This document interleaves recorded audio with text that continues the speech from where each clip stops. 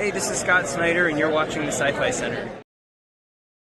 Welcome to the Sci-Fi Center, the place to be, where comic books and wrestling collide magically. Movies, TV shows, and pop culture we share.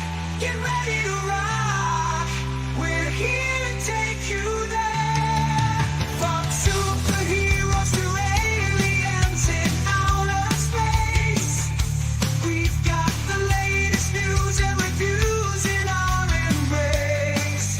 Turn on your screen, let the neon lights glow. We'll take you back to the 80s. Let's rock and roll. Sci-Fi Center, where the legends come alive.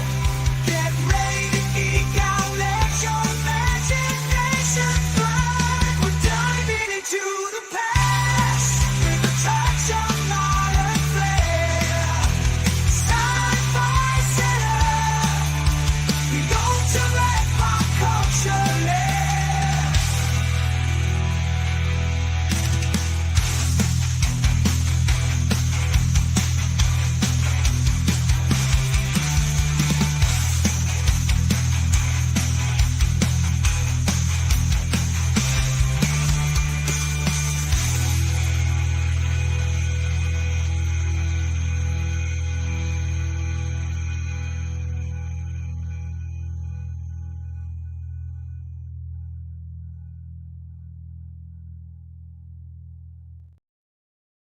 Happy Saturday. I hope you guys can hear me, and I hope to God I am echo free, because that fucked up my stream last night, or my time at the Voxer stream. I really enjoyed getting the invite to get on there, and I was having echo sound. So let me know in the chat if you can hear me clearly and if there's no echo. Otherwise, we're going to have to make some adjustments.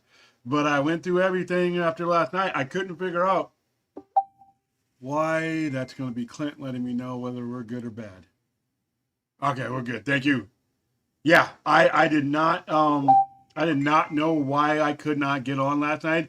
I think every now and then StreamYard has an issue with an incoming person. So I was on Dave's stream, whereas everything was fine on my StreamYard. Me coming into his StreamYard, for some reason, it was a glitch. But yeah, I was really kind of screwed up about that, man. I like being on the inside of that stream, not the outside watching. Hey, how's everybody doing? This is your Saturday Overnight Live, the triumphant return. I think this is our first successful one since my return from Comic-Con. Don't like missing out on this show. I am trying to stream less and less from the store because it's kind of hard, especially on a Saturday night when it's 100 degrees outside. We get a lot of business late.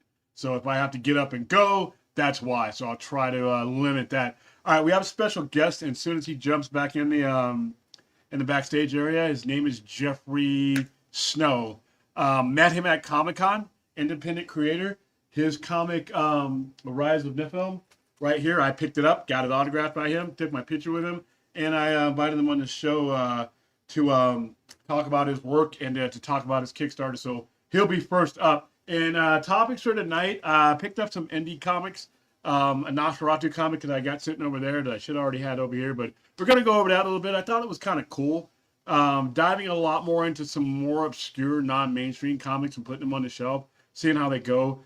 What else do I have? We're going to talk about what could have been a generational disaster in the 40th anniversary today. Transformers the movie. Some really bad decision making was released on August 8th, 1986.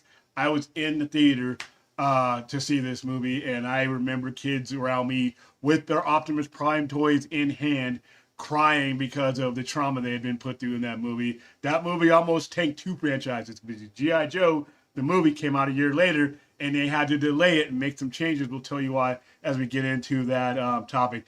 And I have a plea. To the Marvel Cinematic Universe, Disney Studios, Kevin Feige, everybody. And it has to do with the future of the MCU Xmen. And I know I'm going to get a lot of heat about this. I know I'm going to get a lot of disagreement about this. So we'll hit that later on after we get the preambles and stuff out the way. So Let me go say hi to my adoring public before we get to our guest. No, you didn't ruin things, and you didn't ruin. We deleted the watch party, Omega, because it was just a run through for Clint. Clint's getting used to running his own StreamYard stuff, so he can host his own watch parties and some of the stuff that he wants to do. Just like last night, we had a test stream. We got rid of that. That had nothing to do with you. You're no more of a nuisance than Fourth 1000. There's a reason why I call him Troll 1000. It's all fun. It's nothing personal, dude. Yeah, it appears that we got it where it needs to be. So thank God, because last night, it really aggravated me, by the way. I mean, because they had some good topics, and I wanted to jump in. In fact, one of my topics was inspired by something that Phil brought up. So that's what I really wish I was there to respond like I wanted to respond. Then, so, all right. Hello, Ozzy. I don't know where the hell Brad is. Send him a message. Let me know. Hopefully he didn't go to sleep like an old person and take a nap, because if he did, we ain't going to see him. We are live. Saturday's a busy day for him, too. So, got to keep that in mind. Duckman, what's going on? Let me check on some things real quick.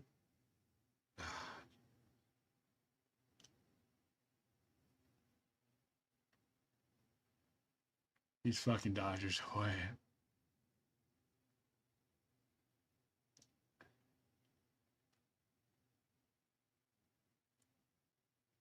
Wow. How did they blow that lead? Well, of course, it was only one run lead. All right, let's see. Go through. Well, in my honest opinion, do you feel it makes logical sense to introduce Storm into the Black Panther in the movie, or just debut her in Xmen? I would rather her debut first in the Black Panther movie than the X-Men, because I don't think I need to see that generation of X-Men as soon as a lot of other people. And that's going to be something we go into in our topics there. So I'll give you a more clear answer of that when we get to that. Let's see.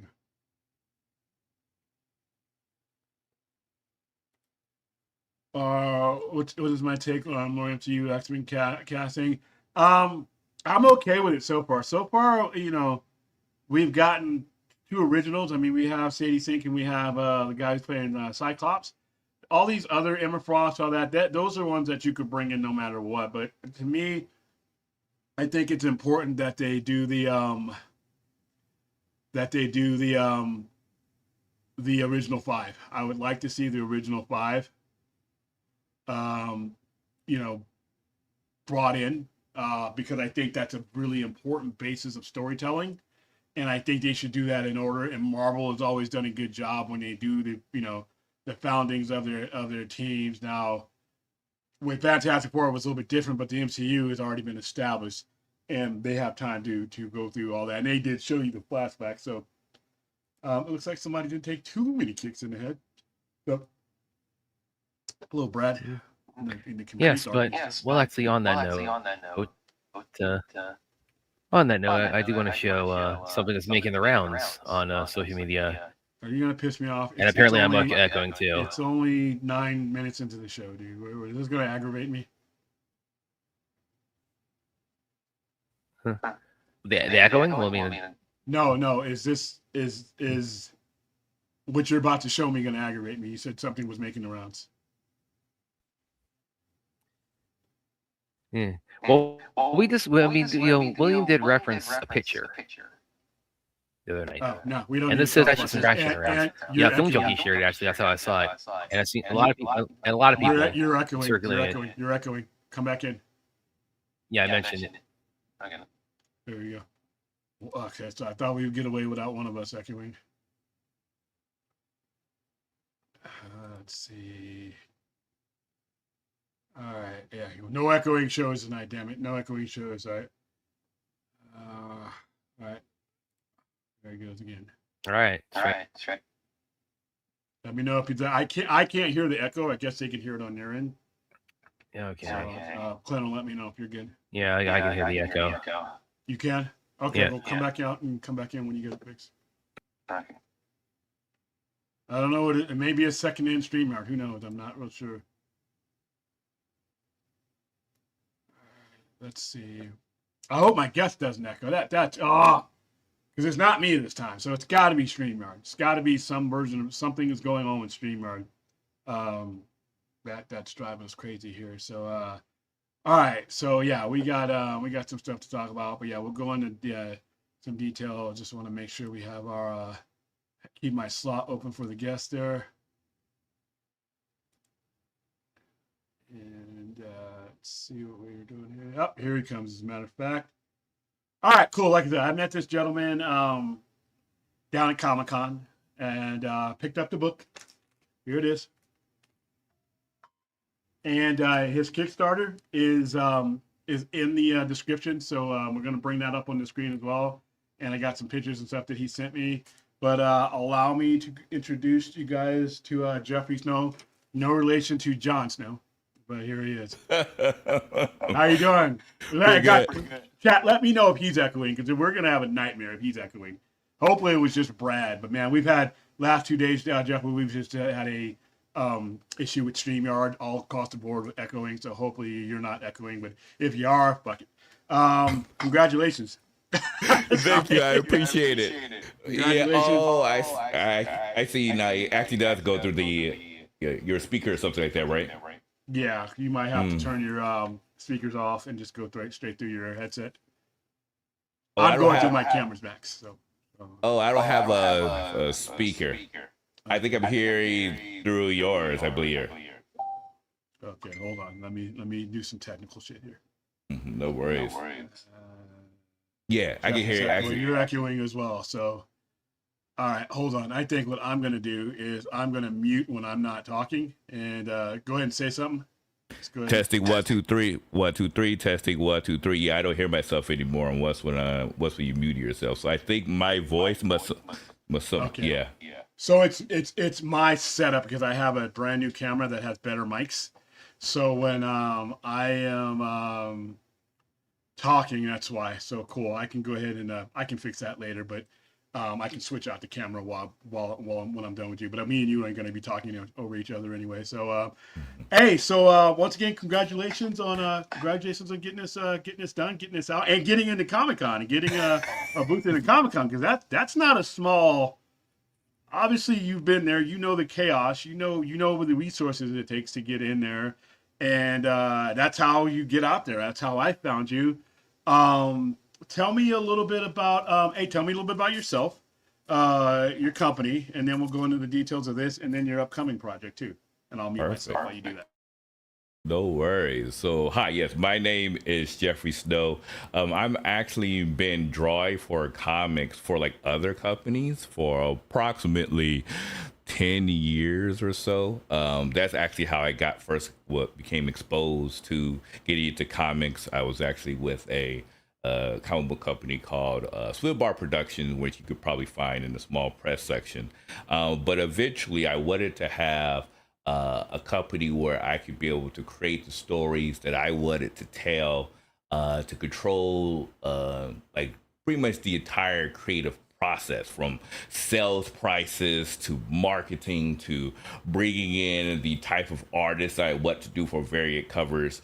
I realized it would be just much easier to just set up my own LLC than to try to go through a different publisher and hoping that we're on the same page. So being from the creative side of the spectrum, there was a lot of learning lessons.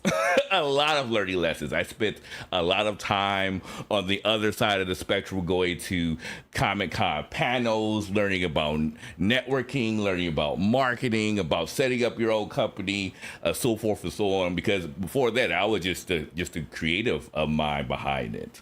And then eventually, 2 years ago, I decided to pull the trigger and officially launch my LLC, Snowstorm Comics. We got introduced at WaterCon with our Rise in the Nephilim issue 1. And I remember one of the most strongest statements was when a person of color came by my booth for the first time. And he was like, yo, I remember when you were next to me, sitting next to me in these panels, gathering information saying that you were going to do this. And now here you are at a booth at WaterCon doing it for the first time, and you made that leap. And he said that I was an inspiration to him. And it was shocking because I never thought I would be in that position, because I've always been looking up to other people as like the shoulders of giants that you need to, get information from and to move forward with. So to be an inspiration for other people was the last thing I expected. But it was such an exciting feeling because it felt like I made it there. And so yeah, that was my experience getting to WaterCon, and I could keep going, but yeah, it's I was been at fun ride WonderCon. so far. I was at WonderCon, but I hooked up with you there. But no, you never know who you're going to expire. I mean, because you think that you're just trying to get through. You're just trying to get through your day. You're trying to get through your day, and you don't know who's watching. You never know who's watching. You never know what kind of effect you're going to have. So yeah, you can get that at any level. Now, tell me a little bit about this one I picked up here in San Diego. I'm a cheap ass, by the way. So the fact that you got a couple of my dollars. Well, that was one of the big things. And so when it came to our comic book series, one of the reasons why I wanted to create my own company is so therefore I have full control of the pricing. So we created our brand new Rise of the Nephilim series. I wanted to create a comic book series that was accessible and affordable for everyone to be able to take a look at. So it only costs $5 to be able to take to pick it up for the standard issues. Because a lot of comics I was noting that was from any publishers were ranging between the $15 to $20 price range. And when I was looking at that, I was like, well, that's kind of putting them at the same price point as like the Adam Hughes art books and the Jeff Scott Campbell. It's like you're fighting for dollars from all of these bigwigs versus if you're putting yourself, well, in my thought process, where you put yourself at the $5 range, very few people are putting comics at that price point. And I still, of course, make a profit. It's not like I'm taking a loss for every comic made. I'm still putting it at a price point to where it's still making a profit, but it's much more easier to digest. Like I always say, the go-to line is literally cheaper than a caramel frappuccino. And that is the absolute truth. And so by paying $5, you get this brand new comic book series dedicated to a story that's almost never been told, dedicated about two siblings, because siblings are done so dirty in the media that I was like, we gotta make some change. And so that was what Rise of the Nephilim came to play, about an older sister and a younger brother as two massive forces attempt to take over a planet. They have to rely upon one another to be able to survive. So they don't get killed off within the first 5 minutes of a movie, and they don't end up being like, rivals that they have to be. It's a completely different story that for some reason Hollywood doesn't want to showcase. So we're doing it ourselves. And a lot of people are enjoying it. They're loving the concept.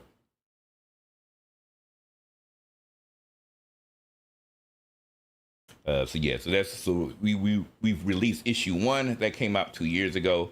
Then we have issue 2, as well as issue 3. Issue 3 just came out early this year. I think earlier this year. Yeah. Okay, sorry if it looks like I'm jumping up and moving around because the chat knows, but I do this show literally from the Sci-Fi Center, which is a retailer location. Oh wow! In the store, so yeah, it's kind of a weird setup, but you know what? I gotta do what you can do. Mm-hmm. So this is some of the artwork. Yes. Some of the artwork So this is that was one of the other things, is I wanted to show different creators' stamps on our comic book company, because some people have like different styles that's very unique. Like if this approach, you can kind of see is a bit more manga style. So this was actually done by Rachel Huey. We have other styles that's done by like Tehani Farr, who is well known as like, she has a much more realistic art style. And then we have Andrea Daly, who has more of like an in-between art style, like realism, but not like fully realism. And then I do the interior artwork for all the comics itself, as well as do some of the collaboration on the covers as well. Like I would do a collaboration on it as well. So we do, not only do I do artwork, but I love to bring in different artists to essentially have them put a take on our comic book characters and showcase the world in their eyes, per se. Yeah, because you had a bunch there at San Diego, and I was tempted. I was really tempted. But by the time I got to you, unfortunately, I had made some really, really ill-advised decisions and purchases. And if I'd have got to you on day one, I think I would have probably got you for a lot more. But I think I got to you either on Saturday. I think I might have got to you on Sunday. Sunday, yeah. I got to you on Sunday. By the time Sunday, man, I'm already regretting. I've already bought a couple of pretzels that I probably shouldn't have paid that much money for. Not the snacks. Yeah, the damn Anthem's pretzels that were they trap you, man. They have fans and they spread that smell all the way through the hall. So you don't even need to know who they are. You just close your eyes and you're there. And it's like like Looney Tunes, you just end up floating. So I had some issues there. And when I got to you, I was like, you know what? But at least I was able to support that one there. So I was happy about that. But let's bring up your Kickstarter because that's one of the important things that we wanted to go over tonight here. And then I'm going to go help these people quick. Okay. Here we go. And the description. In the description, I have your link there. But here it is, right here. Go ahead and let everybody know what they get and the whole deal. I'm gonna mute myself. So after launching with our Rise of the Nephilim series, we wanted to do something a bit different. While that one is more high fantasy, supernatural, especially if you know a little bit about the Nephilim, you kind of get like an Easter egg of what the comic is about. This one, we wanted to go more of a modern supernatural concept. Because we wanted to take something a bit different, a little bit of horror, a little bit of a thriller. And we wanted to utilize a world where vampires are normally seen differently. Normally in vampires, they're usually like, down in the shadows. They're like, what's go bump in the night per se. We wanted to have it to where the supernatural was actually integrated in society. So they aren't, hiding in the alleyway waiting to jump you. They're your barista. They're your mechanic. And so there's been a lot of world building that we've been creating to kind of craft this supernatural fantasy that takes elements from different not as well known supernatural concepts and bring it into the story, as well as changing a few things on our own. So in this world, we are having the first attempt of a vampire governor. His name is Matthew Oyama. He's attempting to become the governor of California. And during this attempt, there's some secrets that has been revealed by our two protagonists that not only threatens the campaign, but it also actually threatens the fragile relationship between humanity and vampires as a whole, or supernaturals as a whole. So you got political intrigue, you got hard-hitting action, you have thriller. It's definitely for mature audiences, while Rise of the Nephilim is more for can be for younger adults and up. This was we definitely recommend 18 plus. And of course, we have to have some romance. So romance is definitely involved. And we're launching August 17th. So. All right, cool. So it's all there in the description. Everybody check it out, man. I mean, this is the one of my goals when I went down to Comic-Con this year was just to see if I could get a hold of people, meet people that were doing things like this, that were creating things like this, and getting things off the ground. And if you made it to Comic-Con, you're serious. You're not just talking about it. You're not just, I wish I would have done. No, you're there. Mm-hmm. You got your stuff out there, and it may not be a Scott Snyder or a Nick Dragotta, but you're there. You're there. Mm-hmm. You're in the same artist alley. I'm walking up that same con alley as they are. So. I'm not in the artist alley. I'm just in the standard booth. I was 1531, so I was in small press. So a lot of people assume that I was the artist alley. Yeah, no worries. We were. It was so funny. Yeah, we were right next to 1531. But it's funny that you mentioned that because one of the artists from Artist Alley, Megan Laura, who did the artwork for God of War Laufey, she's actually doing a cover for our Ash and Amber comic as well. So, I mean, we do it. So maybe that's where the confusion came from, is because we're actually working with artists who are in Artist Alley for this Ash and Amber comic. But yeah, we were in the Artist Alley ourselves. All right. So you saying that is like saying that, okay, I grew up in San Bernardino, but I never say I'm from San Bernardino. I say I'm from. Take it. I got you. Understood. It's just like if you're from the smaller city, like no, I'm from LA. Okay, I got you. No worries. It's like say if I was from like I don't know, Lemon Grove, and I'd be like, no, I'm San Diego. Gotcha. If you're from Newark, New Jersey, just say New York. New man. York. I got you. All right, man. Well, hey, thank you for your time. Thank you for sending me the info. Thank you. I would wish you luck, but you don't need it. You're on your way, and just keep me posted on things, man. Send me stuff, and every now and then, periodically, we'll have you on. If you ever want to promote something again, then we're going to go ahead and we'll make that happen. So, Jeffrey Snow, no relation to Jon Snow. He knows nothing. Thanks for coming on, man. Thank you so much. I appreciate it. Thank you for bringing me on. All right, man. You have a nice night. You too. All right. I am gonna, if I can solve this echo thing real quick. So let me see. Hopefully it's just me. All right. Now I can't add Brad to the stage. There we go. Wow, StreamYard is giving it to me tonight, boy. Okay, I put in the echo cancellation. Clint, let me know if how you doing, Clone Avenger. Let me know if I'm still echoing real quick, and I'm gonna be right back. All right. Hey guys. Well, I can hear myself echoing, so let me mute William. Yeah, when he's mute, I can hear myself echoing, so I guess he's got to mute whenever somebody else is talking tonight because StreamYard wants to not play fair tonight.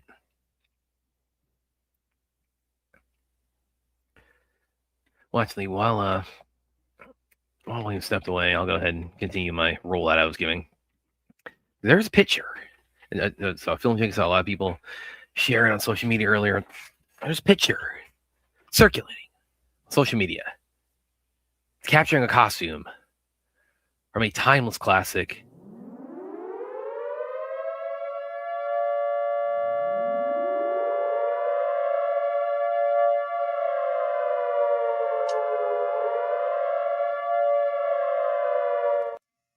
Waited with bated breath. I don't even know what this is.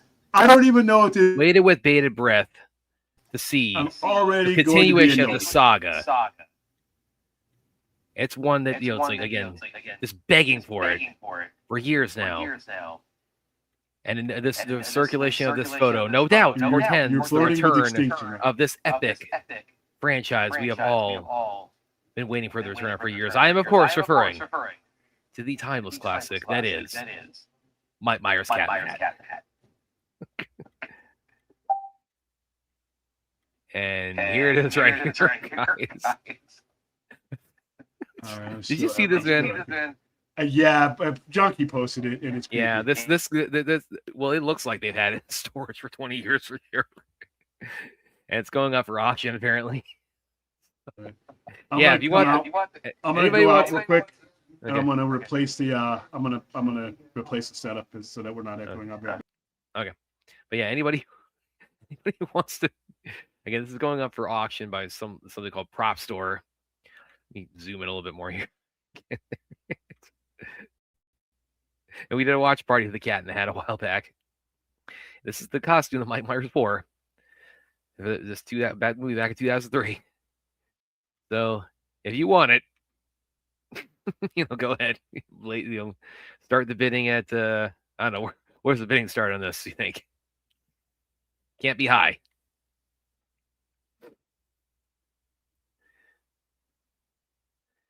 Yeah, well, it was creepy in the movie. No, I don't want to know. I definitely don't want this Cat in the Hat pelt.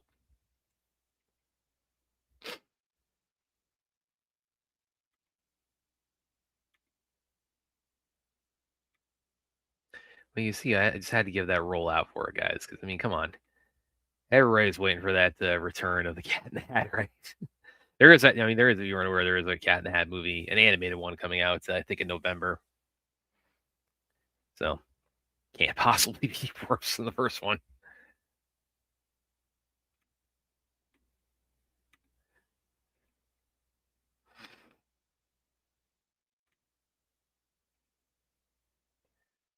Oh, Clone Avenger saying William was echoing last night in the box stream. So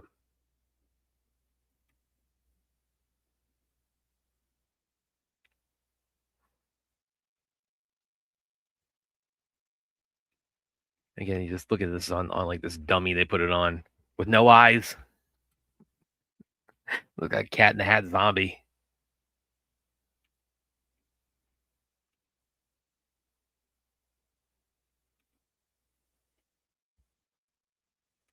Yeah, William's still tinkering behind the scenes.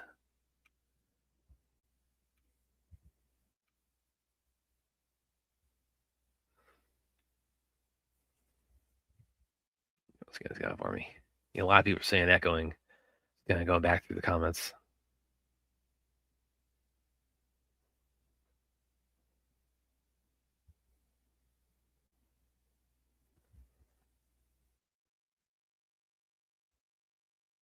You know, William step out. Yeah.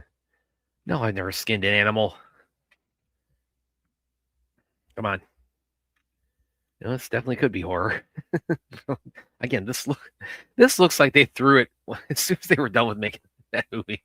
This looks like they just threw it in the back of a leaky shed and they just dug it out like 4 days ago. I mean, usually they try to maintain these things in some kind of pristine condition on like the studio lot or something. This they clearly didn't care about preserving at all. It's probably because that movie was horrible. But yes, anybody, if you got, I saw something circulating with this where it said like the bidding is like is expected to go into 5 digits. Okay. I mean, I hope you keep the receipt if you put down 5 figures for this.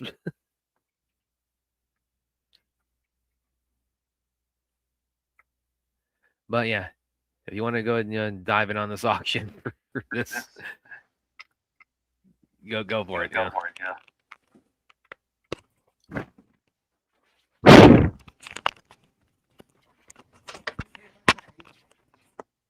You ready? Anyone check new Firestorm camera? I have not. No. Yeah, I still hear us. Oh, you're at the convention. Oh, yes. Yeah, I'm not happy with the way they did this. Joe, that was a they should never make it hard for individuals to get single tickets. I can't be there all. I mean, in terms of, yes, I was born in Savannah, but it's like, I don't know if I qualify as Southern. Yeah, I live here, but I mean, I've lived in a bunch of different places. I sound like I don't sound like all like I'm from here. I've been living here since 2005. I've never gone hunting. Yeah. Seriously, guys. Mute William real quick. This looks like they treated it with the exact amount of care that you would expect from the 2003's The Cat in the Hat.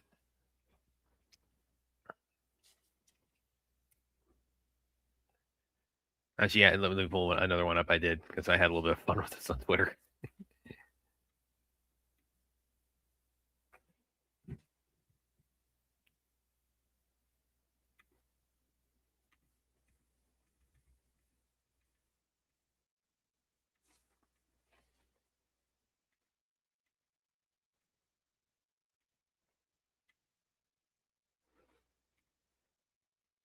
Yeah, this is what the first thing that popped in my head when I saw this.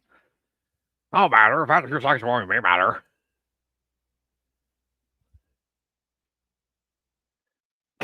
The cat, the cocaine addiction.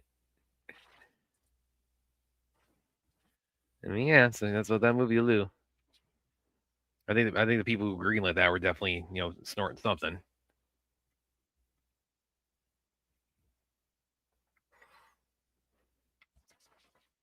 I mean, come on, look at this. This is how this right here. This is how it looks in the movie, and in the movie, it looks pretty. Like what is this? This came out 3 years after The Grinch with Jim Carrey, and pretty much the Grinch has including myself, a lot of fans. How the Cat in the Hat, that's like God. I mean, that's how many people like actually came away from that like enjoying it. I know Chappie is like he's like the only guy I've ever seen who said like he actually liked the Cat in the Hat from 2003. Look at this back and forth. In the movie, 23 years later, look what time hath wrought on this work of art here.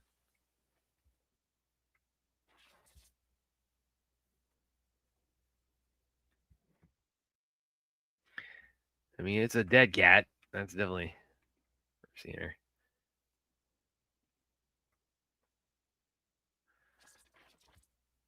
But yes, anyway, guys, if any on the off chance anybody's actually interested in buying this auction, let you know the auction's going on. They're starting the bidding at like negative $50, I'm sure.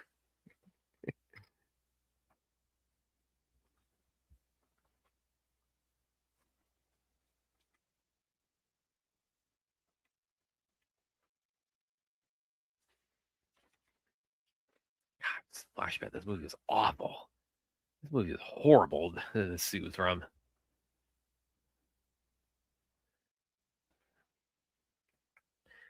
Oh, I'm getting there. I will get there. What a Saturday night! I'm getting to look at Cat. I just saw this popping on Twitter this afternoon. Like, what? I thought, like, what the hell am I looking at here? What is this monstrosity that somebody apparently thinks they're going to make a lot of money off of in an auction?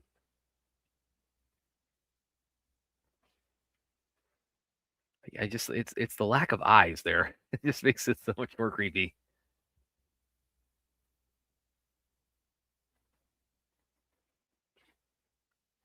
See, and I think this I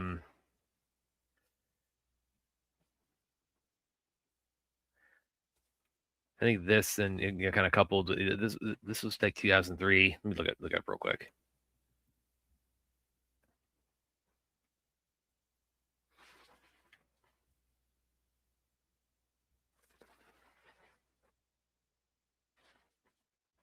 I'm looking up Mike Myers.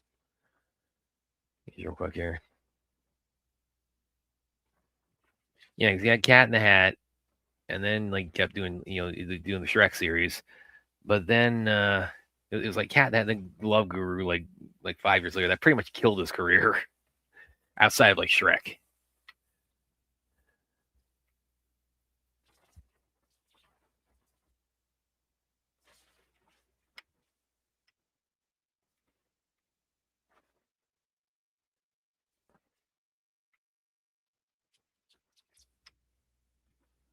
I just look at this looking skeleton and store the meat. That's what pretty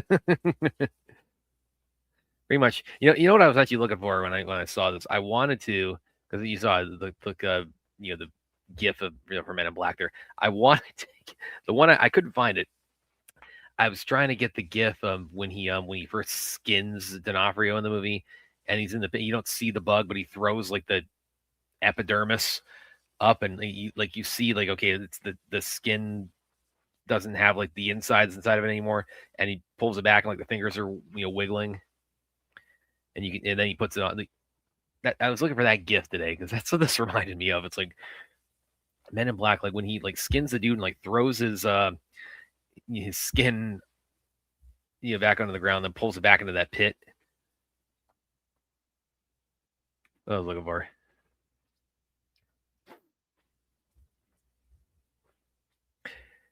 And on that note, guys, you know what's a way better movie than The Cat in the Hat? Furious. And Mortal Kombat 2 is as well. They're both way better than The Cat in the Hat. You should go see them if you haven't yet. Definitely. And go check out the Watch Party. Both of them that I did with Aaron and Little Movie Perp about a week ago. Had a lot of fun doing that. And they are both way better movies than this.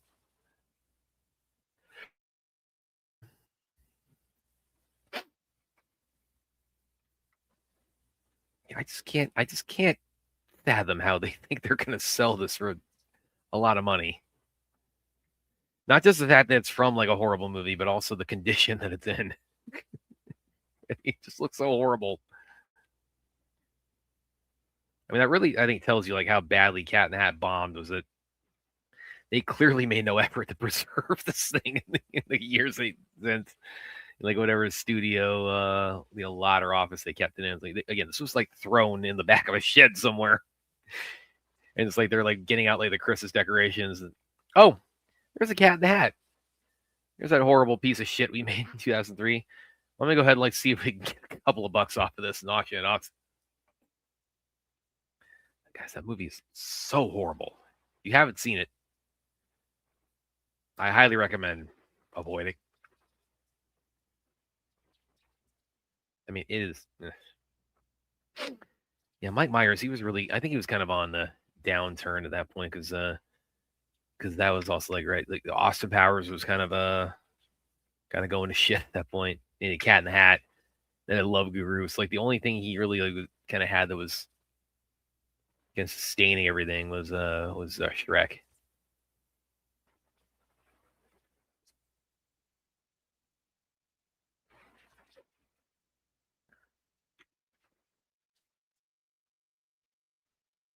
Yeah, there's an animated one. The Cat in the Hat comes back.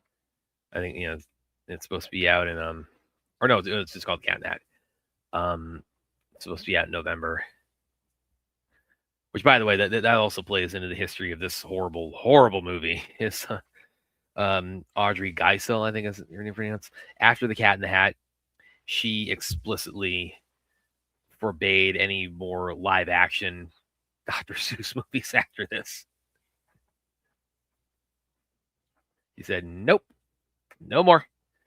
Only animation now. So that's why you haven't seen any more live action since the Cat in the Hat. The Cat in the Hat killed it.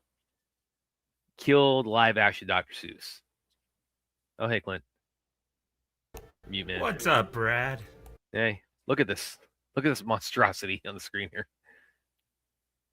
Well, like I said, it looks like a pelt. Yeah, but and also movie props are only made to last a month. Yeah, but I mean, that. But again, like I look at it'd be like a Warner Brothers. I mean, they have like all the suits of like from DC movies, and they're like perfectly, they're kept in good condition, like Mad Max. And they'll like rotate those out. Sometimes they'll put it to show them at Comic Cons or things of that sort. I mean, this clearly was not something. They clearly just discarded this and said, we don't care. This bombed. I think the Death Star was in a bar for years as an ornament. Yes, but Star Wars, I think we can all agree, is a far better movie than the Cat in the Hat. Yeah, but a prop as important as the Death Star? Yeah, but that was a different time, man. That was a very different time. Plus, it was probably like that big, too. It's filmed up close. This was a costume.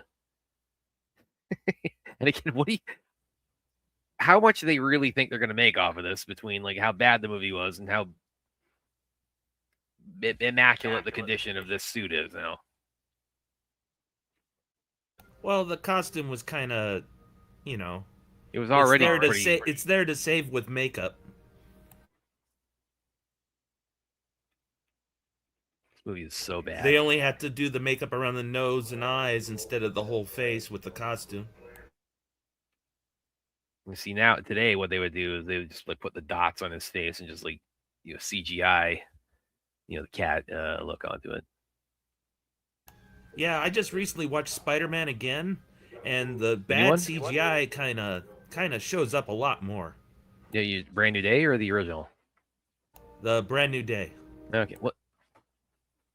You can't. Yeah, but again, okay. Actually, I'll push back substantially on that because that has got the best looking web fluid I've ever seen in a Spider-Man movie. But there's nothing. There's nothing as hideous as this and that. I'm not comparing Cat in the Hat to Spider-Man Brand New Day. I actually like Spider-Man Brand New Day.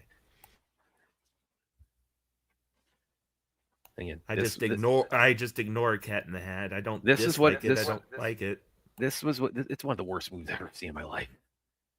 This is what it looked like in the movie with Mike Myers. Worse than another movie series we won't mention. It's about neck and neck. You're talking about scary movie, yeah. And see what happened with Cat in the Hat. So should have a scary movie. Should have been one and done because they're equally as awful.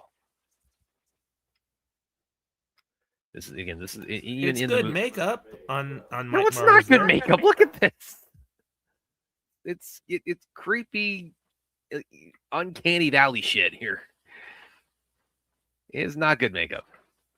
You know what was good makeup? The Grinch on Jim Carrey. You know what was good makeup? Planet of the Apes. You know what was good makeup? Terminator 2 with his face torn.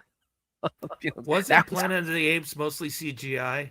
Unless you're talking about the 60s versions? Like everything like prior to Rise, with Andy Serkis. Everything prior to that, yeah.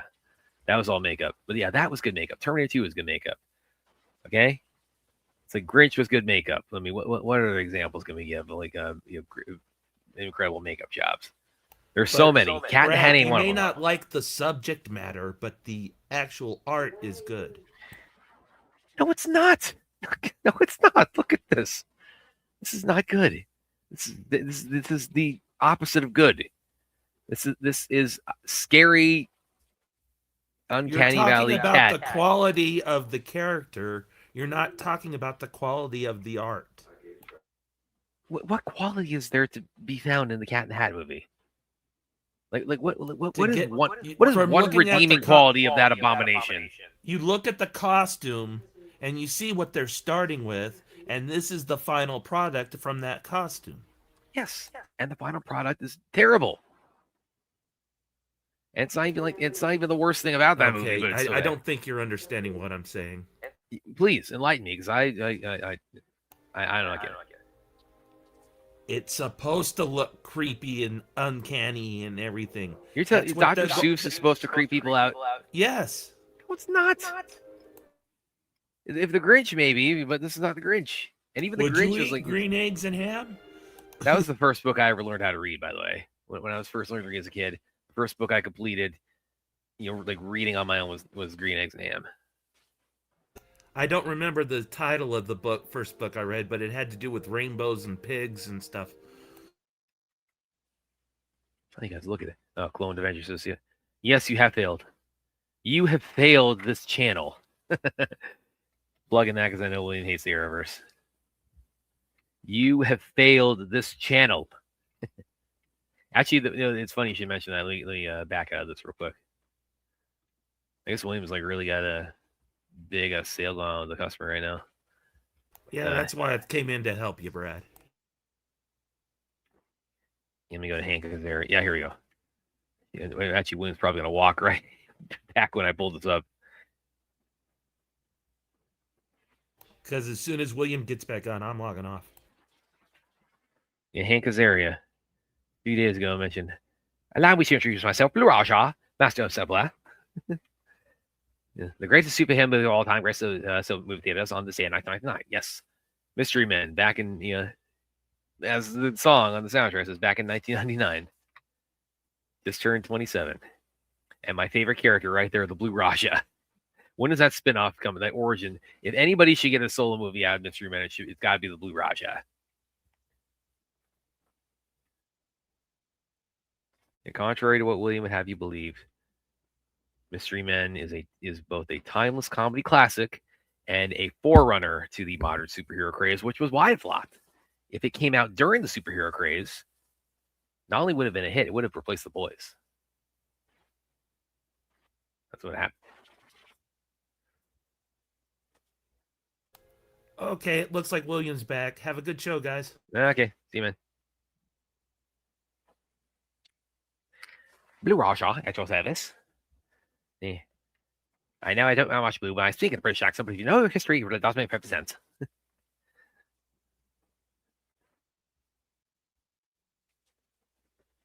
Yeah, William, so while you were away, he mentioned Mystery Men too, so we went from Cat in the Hat to Mystery Men. You're still mute. Look. There you go. All right, please tell me I'm not. I've switched off the entire thing. You're not echoing. Am I echoing? I'm echoing. Are you echoing? Yep. You're not echoing. Though. Yeah, but if you're echoing to the crowd,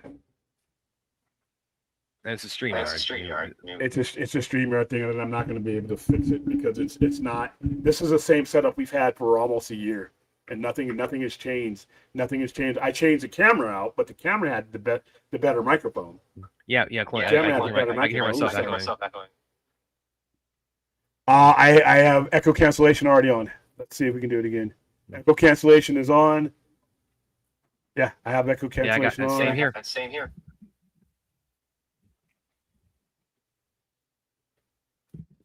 All right, how about now? All I'm doing is changing the settings that are already there, but there's only one input device hooked into this, and this has been the same thing we've been doing the whole entire time. I haven't changed anything. I don't wear headphones when I'm here anymore. I haven't worn headphones here in a year. I'm here myself, Echo. All right, well let's see. Hold on. Plus, I got people in the store too. That's why I was gone. Away. You had a pretty good sale going on there. Yeah, I guess I try to. Like I said, I had the guest on there. When it's 100 degrees, and the sun goes down, it picks up here. So let me see something here. I just want to make sure that I'm not. Well, William, you'll be happy to know though that I broke my furious fixation by going on the Cat in the Hat mystery man. Hold on. William's gonna keep tinkering around. Check out you guys in the comments. Yes, I did too. I was definitely bigger on Smallville though. Arrowverse kind of lost me midway through. Although you got me back for a bit in Crisis. Crisis was and it was kind of like the de facto finale of the Arrowverse suit. And then of course Superman and Lois. That's best DC live action TV show the CW ever did. Best DC live action show period in my book. Okay. Anyway, yeah, happy birthday to Mystery Men.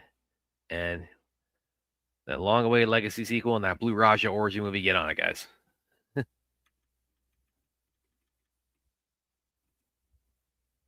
it's just me now. Yeah, it's me. Oh, I'm lonesome. Yeah. Sis, you want to come on and talk about the Furious? I just wanted Tom Williams. Well, at that point, though,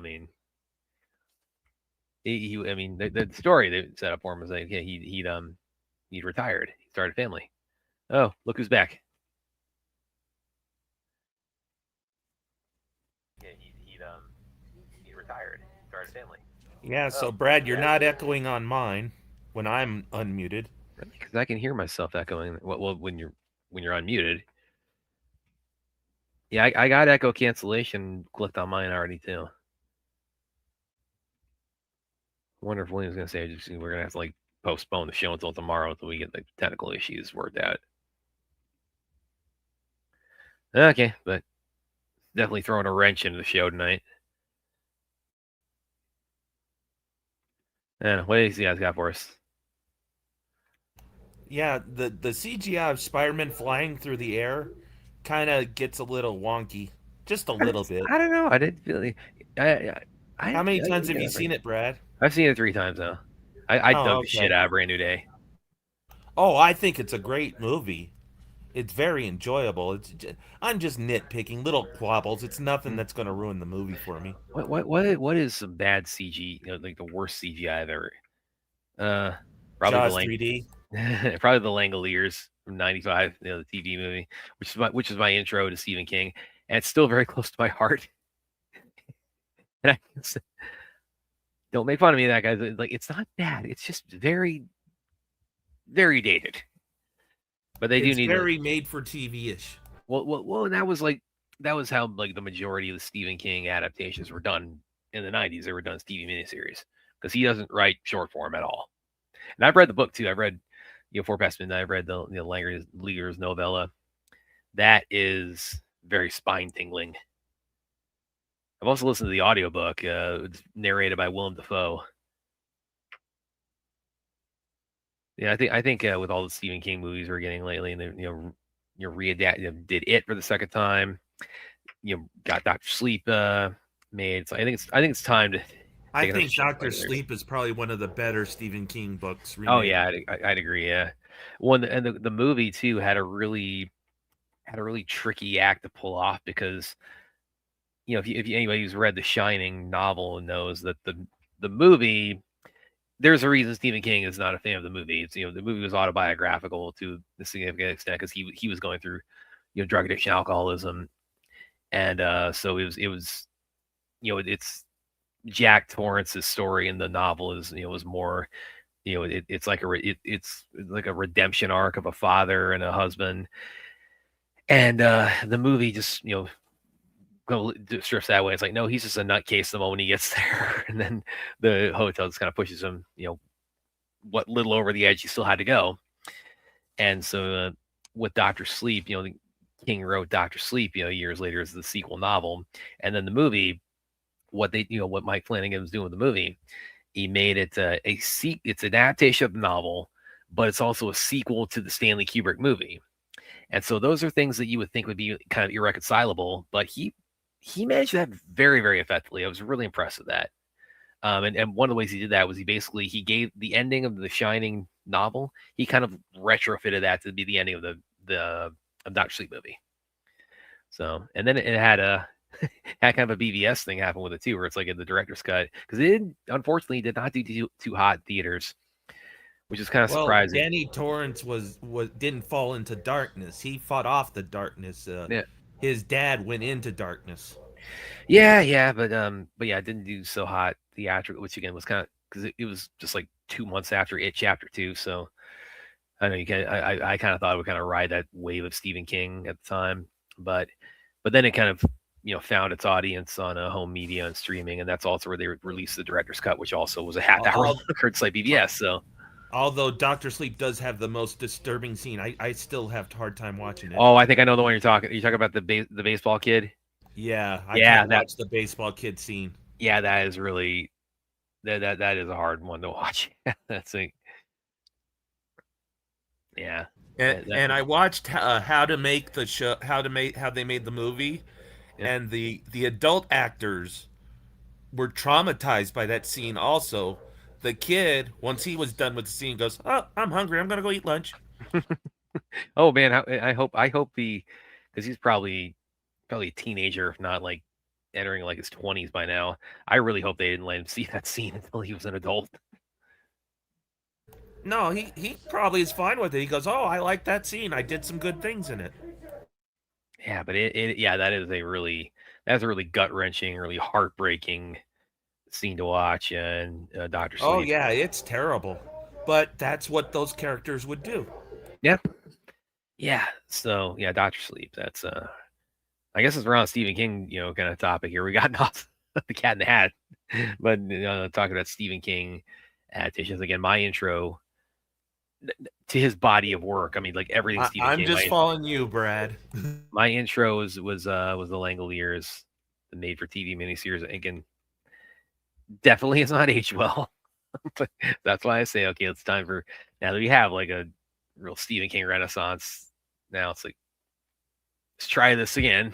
Try with theatrically, what have you. I really hope I'm really waiting to wake up that news, or like the next Stephen King movie that's coming up is going to be the modern take on the Langoliers.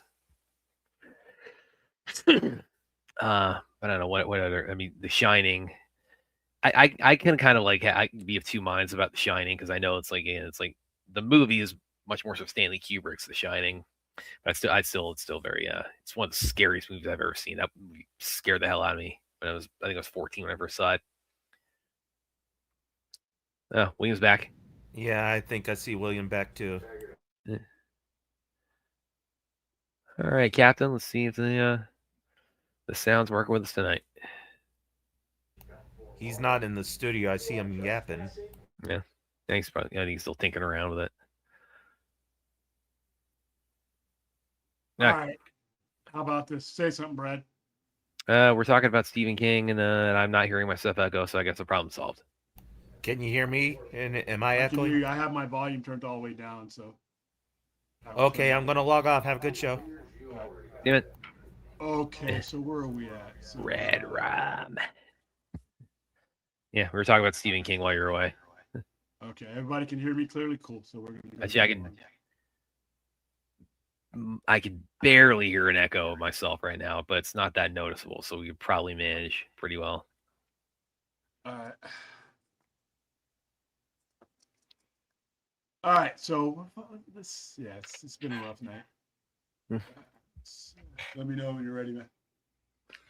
By the way, you lower the camera, man. We don't see like the inverted Shazam Superman cameo anymore. There it is. I mean, that's what you're tuning in for. I mean, Dude, you get line that up with the shirt there, and then it's like got a head on top of the shirt. okay. All right. So what did we cover? We covered our guests. We got our. See, hold on. I'm just making sure I cover my thumbnail here. Clearing everything out so I can make sure. All right. Cool. So I am going to go ahead and cover Transformers the movie. Ugh. So 40 years ago today, I went to the theaters. I think I was, what was I? I was 11. I was 11 because I didn't turn 12 until, I didn't turn 12 until the very next month. In fact, a month to 2 days later, I would turn 12. So 11-year-old me, by that time I'd seen enough violence. I'd seen enough trauma. You know, I wasn't a normal kid that had been kept away from all that. So fortunately, I wasn't, you know, traumatized like a lot of kids would be. But I had grown up watching the show because the show was just a big commercial for the toys. That's why Hasbro had it. Um, that's why GI Joe was out there. It was there to sell the toys. So that's, you know, a lot of kids came to this movie with some of those toys in hand, only to watch many of those toys get uncharacteristically slaughtered right in front of their eyes. We're talking 8, 9, 10-year-old kids here. We're not talking about, like, you know, kids, you know, adults that were prone to what, you know, characters getting off and you know, gangster movies or mafia movies or anything like that. We're talking about age range between 8 and maybe 13 was the oldest person there. And they proceeded within the first 15 minutes of that movie to wipe out characters that were loved. I mean, in ways that were like not cool to do for a cartoon, for an American cartoon. Now, if you grew up watching Macross or Robotech or things like that from Japan, the violence was there and you didn't get attached to characters because they killed them. You know, unless you were watching Voltron, you could get knocked off. In the original Macross that would become Robotech, um, there are characters in there that die in the movie that don't die in the show that was presented to us in the US. So the American audience was not ready for what those people were about to do. And I remember leaving Transformers 1986. There were people boys were in tears. Tears. Some of them had Optimus Prime clutched in their little tiny hands, and he's dead. They offed him. They killed Optimus Prime. And if you're a kid in the 80s, that would have been like killing He-Man. That would have been like killing, you know, just think of any unkillable character that you shouldn't have to worry about. They killed Prime.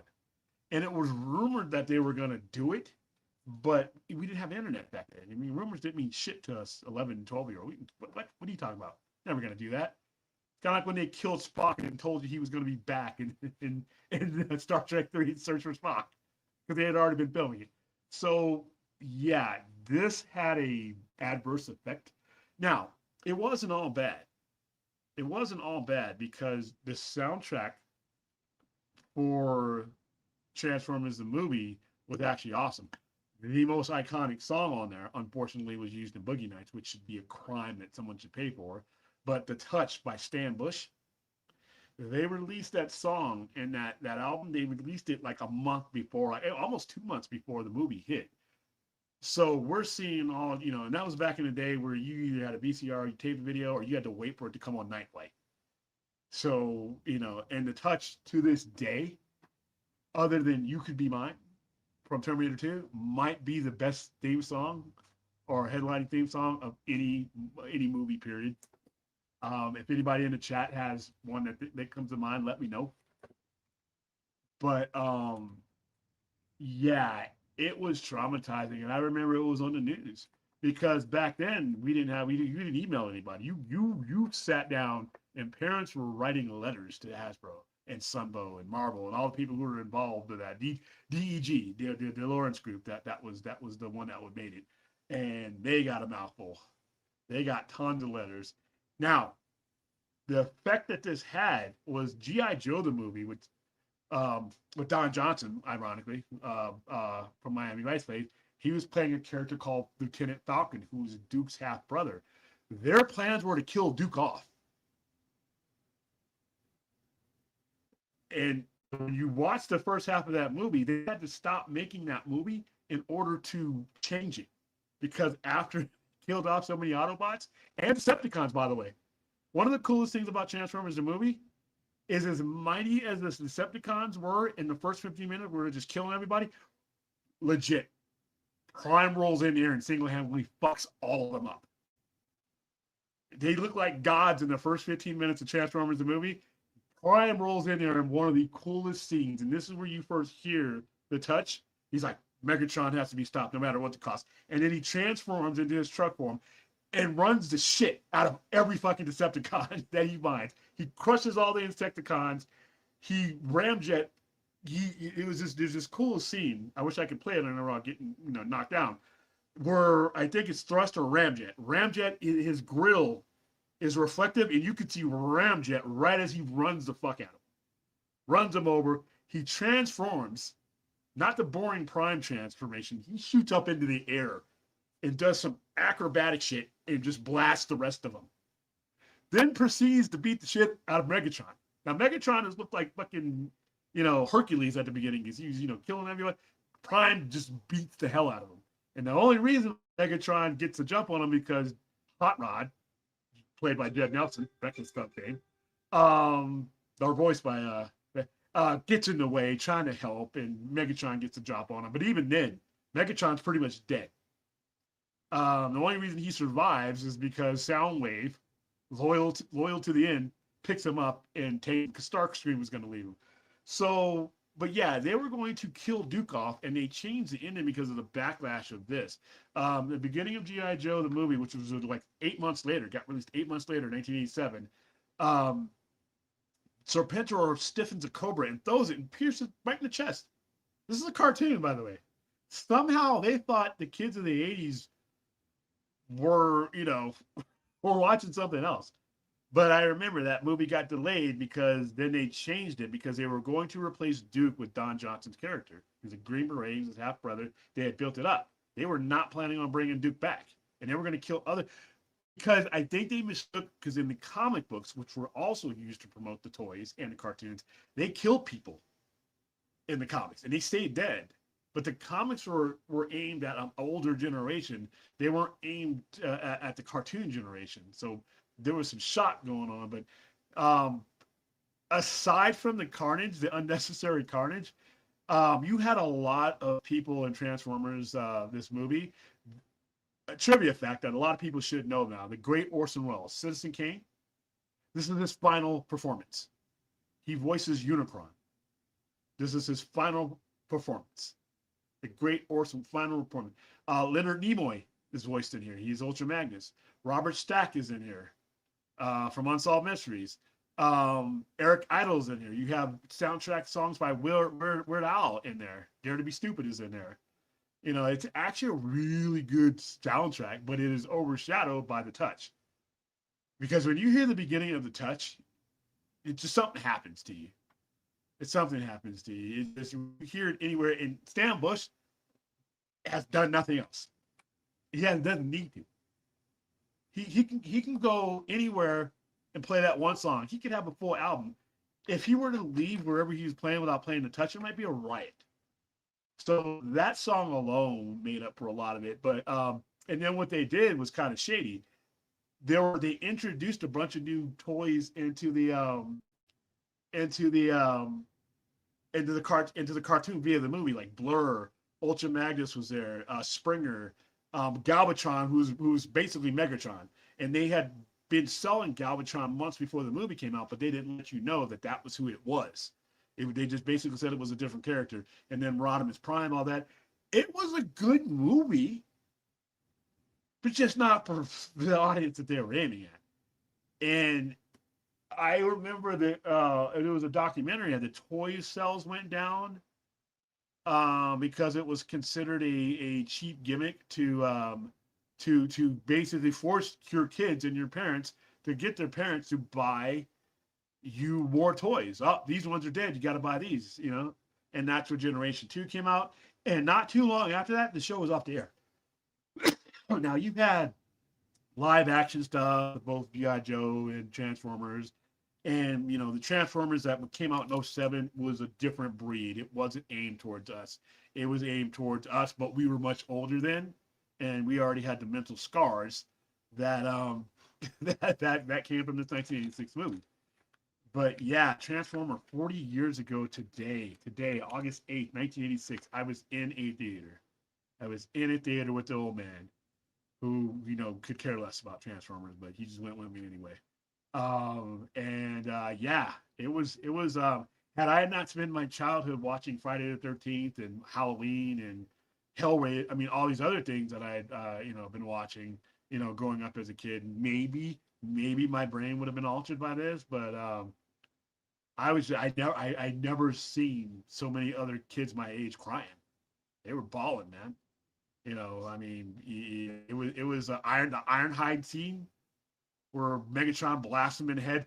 You want to talk about something that is so unnecessary, it screams it. They didn't need to do that. They didn't need to do them dirty like that.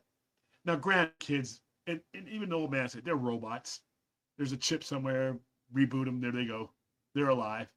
You know, it's just like the dog that dies in the TV show. He's not dead. There's 10 other dogs. Old Yeller lived probably 10 more years after that and got a dog food commercial. But it was still they had humanized the Transformers to the point where it was like you felt like they were humans getting wiped out. They made it. Quick They thing, had I need the to step smoke out for coming just a from second. their mouths. Go ahead. I step out for just a second. I'll be back about 10 minutes. Okay. Thank you. No. There should be no Mark Wahlberg. That to me, that's a crime against humanity, man. That song should never be there. The heroicism of that song. When Optimus Prime rolls into battle with that song and wipes out all the Decepticons, um, that should be how that song lives in immortality. Boogie Nights, come on, what the hell? That's always going to sit unwell with me. Yeah, he did one today. I mean, I wasn't there, but he did a test run today. Clint's getting used to the controls and everything. Um, so he was able to, go live and do all the highlight the chats and everything else. But yeah, we deleted it simply because it was only a test stream, just like last night's stream. Yeah. Hey, listen, I might not personally be able to do them, especially on Saturday afternoons, but we if other people want to do them like that, I may be able to make some time for it. Yeah, man, that was every time even as a grown ass man, even as a grown ass man, I hear that song and it just my spine just tingles. You know, I mean, it is the coolest song. It is the coolest hero song. You know, and then they play it throughout, like when Rhodas, opens up and duh, duh, duh, yeah. So, but yeah, it's the best hero song ever. And that's the only time I ever want to see the touch used is in a hero moment. That's it. Transformers didn't bother me so much either, but the touch is. Yeah, you got the sense that it was disturbing, but I was, like I said, I had seen so much stuff, I had been jaded by that. Wow, that's a tough one because it's Queen. And then the same year that Transformers the movie got released, Highlander got released. Highlander might be one of the greatest soundtracks ever. But yeah, that Queen, the opening song to Queen is we've done the watch party here for Queen, and just that boom boom boom boom boom. I mean that is that's a good one. But I think the touch as a single song, the touch just does it for me, man. Touch just does it for me. Which one you got there? Is that the Exceptional X-Men? Yeah. Oh yeah, that's they. You know what? That sold a lot just with that cover. Cover? That's that cover. It sold more than any of the variants. And then the other X-Men one just had a blue cover. That's all I did. That's what I did. Yeah, all the art, all the glitz art and everything else. That's the one that sold out. Yeah, and I got it back in too. But I think there's a blue one there too. But that's for the It might be up on the wall. But yeah, I remember that one. All right, let me know if you need me to bring it down. Hey, listen, I don't mind. Long, my biggest thing is he knows how to run the show now. If you guys want to do watch parties, it's just tough for me to do them and be there. Like today, he did one. I wasn't there at all. Saturdays are tough for me. Saturdays, like right now, I think this the entire time I've been on the air, including when we had our guests on, I've had people in the store. So it's kind of a, but I didn't want to, not do a Saturday overnight live. It's been a while. I love the soundtracks of Transformers movie, but the movie time, yeah, it messed people up. It really messed people up, and it messed us up in the '80s. Listen, us kids in the '80s, we were hardwired for trauma, dude. We were growing up in the Cold War. Our parents told us that the Soviets were going to blow us up at any minute.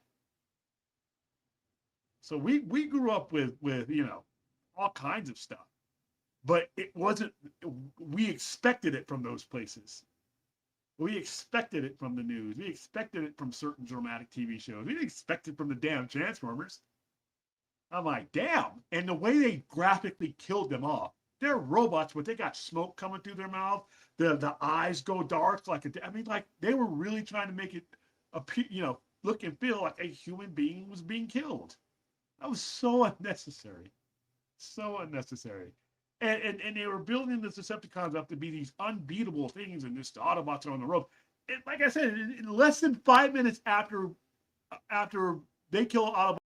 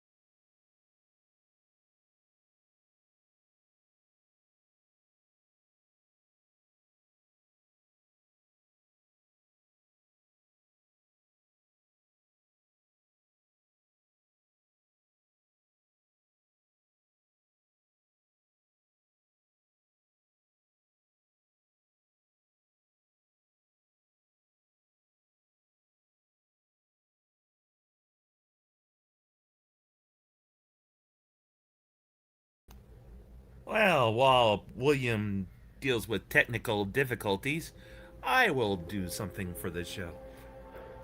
But yeah, Transformer the movie, it didn't really bother me. It's like, oh, they're selling more toys.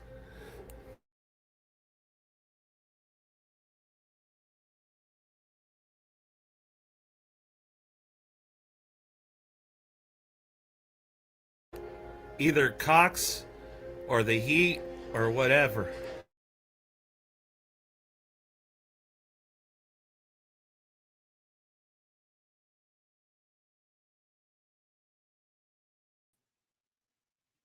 All right, so yeah, we're having. I'm having. Alrighty, I'm out of here. Okay, cool. Thank you, Clint. Um, so what was I saying? Oh yeah, they literally made it traumatizing. They literally made it they made it, for that effect. And they built up the Decepticons like they were gods, only to have Prime 5 minutes after Megatron blast, they all kill the Autobots on that shuttle, and they infiltrate Autobot City. Um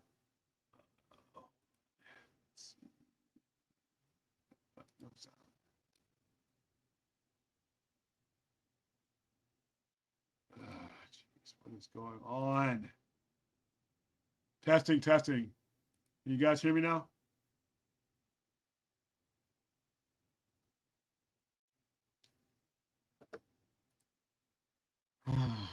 I'm gonna get through this fucking stream.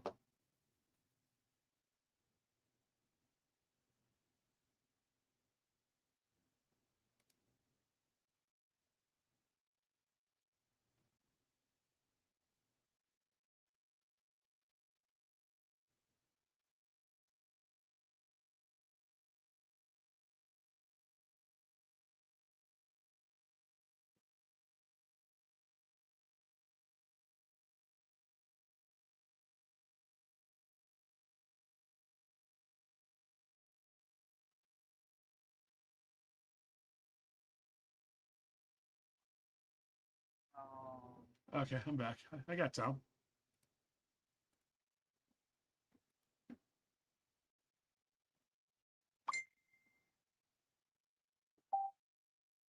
Okay. Yeah. As soon as he wipes off that shuttle, he gets, him and every Decepticon that came with him got wiped out.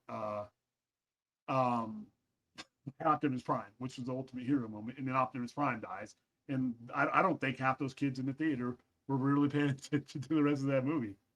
So, all right, so yeah, there you go. Transformers the movie, the movie that was supposed to propel Transformers into the next generation, damn near not only ended its franchise, but it almost ended GI Joe as well. And I think it did permanent damage for all the way up until the movies came out. And by that time, you were advertising to a different generation, and it was all good. We had seen a whole bunch of stuff that had prepared us for that, but yeah, we just were not prepared. Um, and in 1986 for that. All right, so we got Transformers out the way. We got our guest out of the way, and now I I'll wait till Brad gets back. Let me fix this. Screw that. Hold on. Stop screen. Stop screen. See.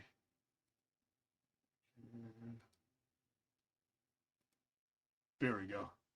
Something's wrong with StreamYard. When Brad left, my big head should have taken up the whole screen, but it froze.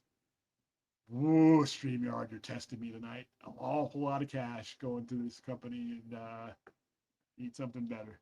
All right, so I'll be right back because I'm gonna go grab this comic.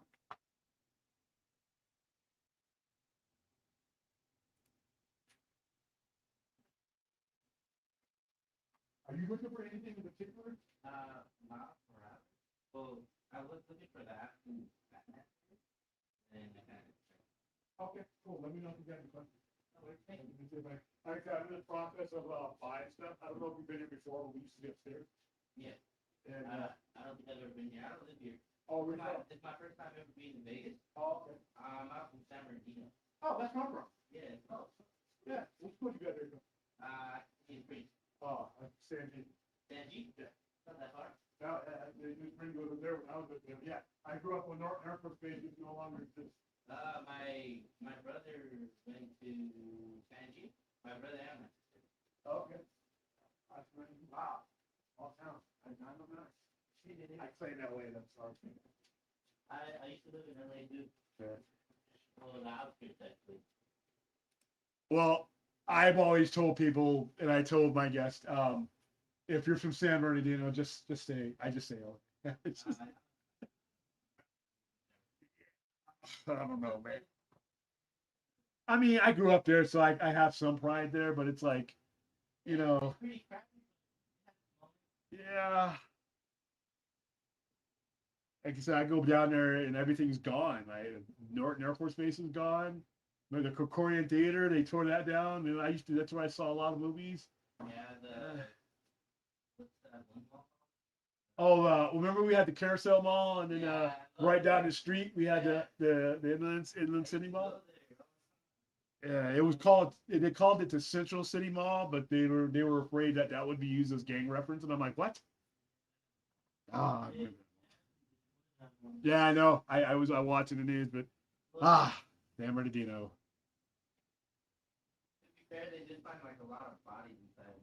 Okay, well Yeah. that turned the tenor of my night. Doesn't surprise me though. Like when I first moved back to San Bernardino, I heard all like this news from my siblings that they had found bodies inside of that carousel mall, and that's why they had to like immediately destroy half of it. Oh The jeez. kids were roaming inside of it. They would find things like that. I wonder how many bodies they found. All right, guys. I ordered this. I picked this up. Big fan of Nosferatu. You guys you can see if I move this camera to my left there, you see my Nosferatu framed thing there. I got a lot of Nosferatu stuff in there. One of my favorite horror movies of all time. 1922. Just we did the 100th anniversary here with pianos and stuff. The very first vampire movie. You know, it's in the public domain. So, Nosferatu Nightmares. This is a comic that came out, and it is from American Mythology Productions.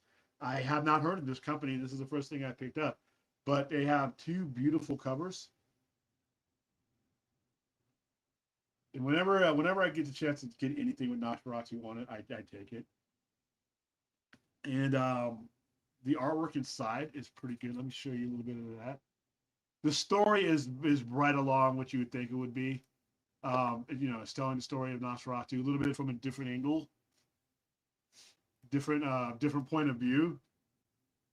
But here are some of the other. All right, let this don't want to do that. Here are some of the. There's some of the variant covers. Okay, hold on. I don't know why. That's some of the variant covers that came out. I picked up two because I want to see how it sells. Then let's see. There was a glow in the dark one I missed. But yeah, this is it's in black and white. And I was trying to pull up some of the panels, but it won't pull up on the screen. Black and white. I think the artwork reminds me of some of the stuff that Dark Horse did back then. And then this company is apparently going to be doing a lot of homages to a lot of other things. I see My Bloody Valentine is in here as well, and it's basically their expertise is going to be just taking adaptations for some certain horror movies, I guess, where the licenses are low. Now, for anybody who's ever seen Nosferatu, I mean, if you haven't, my goodness, this is a famous scene. This is the scene where he's creeping up you can kind of see where he's creeping up the stairs. That's a famous scene. And the scene where he dies, right as he's about to bite his victim. He finally makes it up the stairs, finally finds it, and for some reason can't tell time, and he's killed.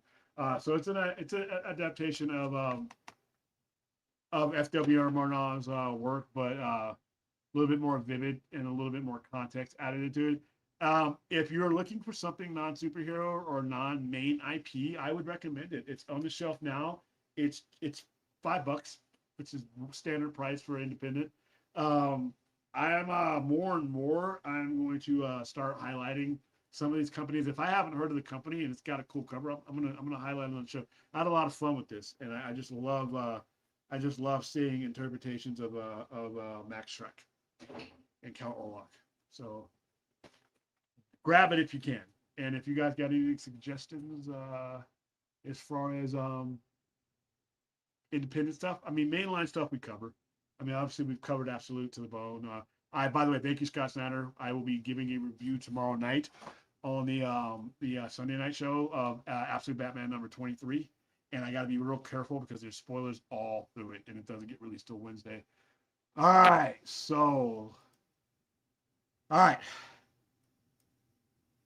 this is going to be the one that probably gets me the most crap in the comments, probably in the chat too. Who knows?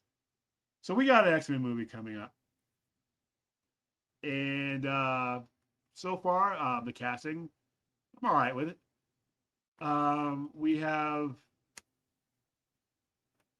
have Sadie Sink as Jean Grey. We have some dude that I've never heard of as Cyclops, which is fine. I don't need to, doesn't mean he's not a good actor, and it doesn't mean he won't do fine. I mean, there was a lot of people who I didn't know who they were before they got on these they got on these movies. And Emma Frost, Samara Weaving as Emma Frost, that's fine.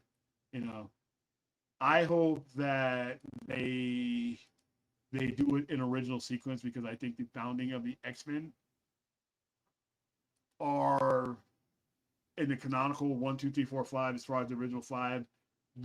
Xavier's dream, the founding of the school, Magneto being their first enemy, and I think that's important, and I think that's the way. I hope that's the way they do it. That's the way they've usually done it.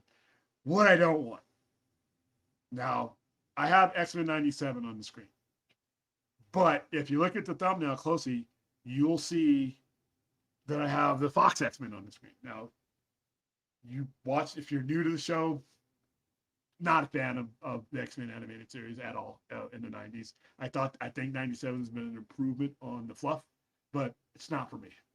Um, X-Men, Fox X-Men, the original one in 2000, I think is the most important comic book movie ever made. Now, I'm not saying the best comic book movie ever made, the most important because it showed a lot of people at the time what kind of risk you could take with that ensemble casting and that world building. And a lot of what you have now happened because of that movie and because of the success of that movie. Yes, there are better comic book movies, don't get me wrong, but that is the difference between being in most important and best. They're not always the same. This new MCU movie, I don't want either one of them to influence it. Under absolutely zero circumstances do I want the MCU film influenced by a cartoon, even if I was a fan, even if I loved X-Men 92 or 97. I don't.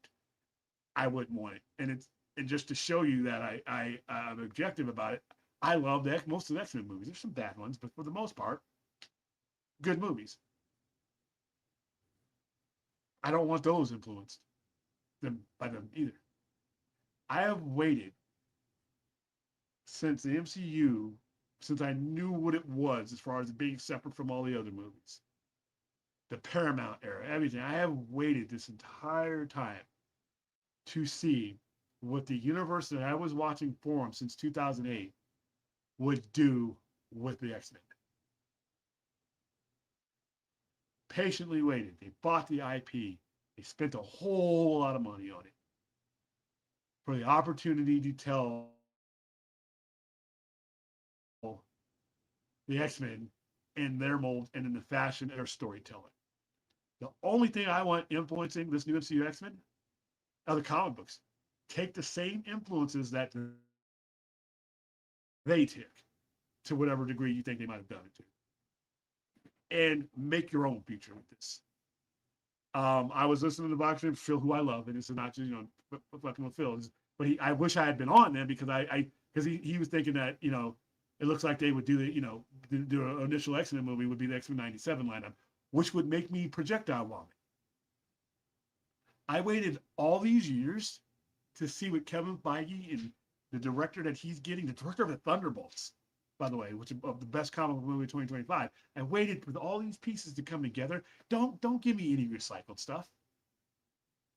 Don't give me somebody else's nostalgia. Don't give me somebody else's, some other era's shit.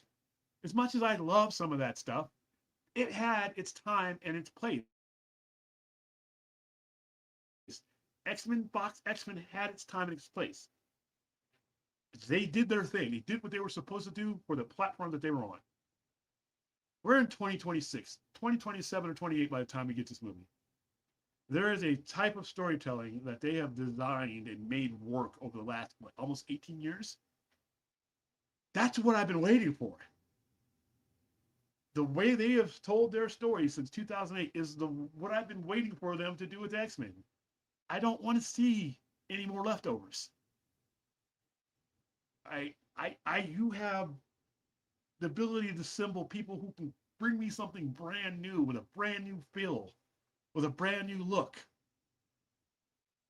Something what I've been waiting for. The expectations that the MCU have built is what I've been waiting for. I can't wait till we see this movie because I think it's going to be great. But I don't want to hear this other stuff in the same paragraph as it. Don't I just don't want to. Not a video game, not another cartoon, not another show, not another movie. Whether I love those movies or not. Just because I love something doesn't mean I want to see it over and over again. I don't want to see a retread, personally. And why would the MCU do this? I mean, but I've heard that a lot. I've heard every time we start talking about, in any platform I've been in, whether it be online or messages, there's this gravitational pull towards this stuff that's already been done. You saw that stuff, right? Stuff's in the can. I want to see what they do with X-Men based on the abilities that they have crafted since 2008. That's, to me, I'm glad that they're announcing stuff because it means the conversation can start centering around what they're going to give us. I don't want to hear that song. I don't want to hear that. I want to hear that. I don't want to hear that. I don't want to hear the Fox X-Men theme either. You know what I want to hear? Whatever original music that you come up with that defines this version of the X-Men. I am waiting for something. This is going to be the first brand new thing that we've had with brand new versions of these characters to fit the mold that they've been building since 2008. Please don't give me summer reruns. Please don't give me recycled stuff. Just because it made you feel good in the 90s or in the 2000s doesn't mean, you know, that needs to be shoehorned into whatever year we get this in. Build this from within. Comics, listen, they all took their versions of the comics. They all did what they thought was reflective of the comics. That's what I want you to do. That's the only influence I think that should work would be the comics themselves. Everybody should go back to the North Star. The North Star is the comics. Fine with that. And it doesn't have to be one-to-one. You know, you want to bring Sinister in earlier at the beginning of it, that's fine. You want to bring Apocalypse, fine. But do what you're going to do, influenced by the original text. I want to see your clay now. I saw all that other stuff. And I hope that's what they give us, because that's what I've been waiting for. My expectations for this movie are super duper high because of what the MCU has shown me since 2008. And the biggest advantage that they were always having is they took big swings, you know, and they crafted stories, you know, based on their own foundations. They need to be influenced by anything else. So I am hoping and praying that as this new movie comes together, it's something I haven't seen before. That's what I'm looking for. I'm looking for, in any movie, in any genre I am in right now, whether it be science fiction or genre, doesn't matter. You know how you're going to grab me is when you show me something I haven't seen before, or you take it to a level that I never expected. I saw Dune before when I was a kid, 1984. But that Dune that we're watching now with Denis Villeneuve, that's a different beast. That's what I want to see. I want to see bigger. I want to see better. I want to see everything that you have at your disposal in the current time and connected to the source material as much as you can, and we go from there. But other shows, other movies, I saw those. I saw those. So that's where I'm at when it comes to Yeah, that's kind of where I'm at too. I mean, it'd be like trying to shoehorn the John Williams Superman theme into like a modern context. It's like, yeah, it's like who would suggest that? Here's the thing, because that was stupid. Because But that's accurate. as much as I hate that X-Men thing, if I hear it, it's not going to turn me off. I understand why they would use it. It would annoy the fuck out of me, but as a business person, I would understand. I'd understand. However, if I get into the context and the content of the movie, and I feel like I'm watching a cartoon from 1992, that's going to be like 18 years worth of disappointment for me. All right, Irrational with a super check. I hope the MCU Mutant Saga doesn't play it safe. Give us Mutant Massacre. Give us R-rated, rated X-Force film. They need to go out. Okay, I know if you want to, and I understand why, Irrational. You want to push MCU to the R-rated because you feel like you want to be treated like an adult one. I understand that completely, but from a business standpoint, I just don't think they're going to do it. However, you can still tell a Mutant Massacre effectively with a PG-13. The bullshit rating to begin with. I still think you could tell an X-Force film with not that mess that they did with Deadpool, but you can still tell it. There's a lot That was intentionally a joke. Yeah, you there's a lot you can do, dude. The Punisher, yeah, he wasn't full on Crazy Frank, but he was staying a lot. Dude, they dropped a lot more S-bombs and F-bombs that I'm used to seeing in a PG. They can do whatever they want into a PG-13, but I don't think they're going to go full R because of the fact that they don't want to limit that audience. You know, I personally, Rational, no problem. I grew up with Chris Claremont cutting people up and killing people point blank. Mutant Massacre has Scalp Hunter aiming his gun down at Tommy's head and blasting it. You see what happens. There in Mutant Massacre, there's a guy named Riptide who literally spins at 100 miles per hour and he's throwing shuriken and blades at people and they're cutting them up.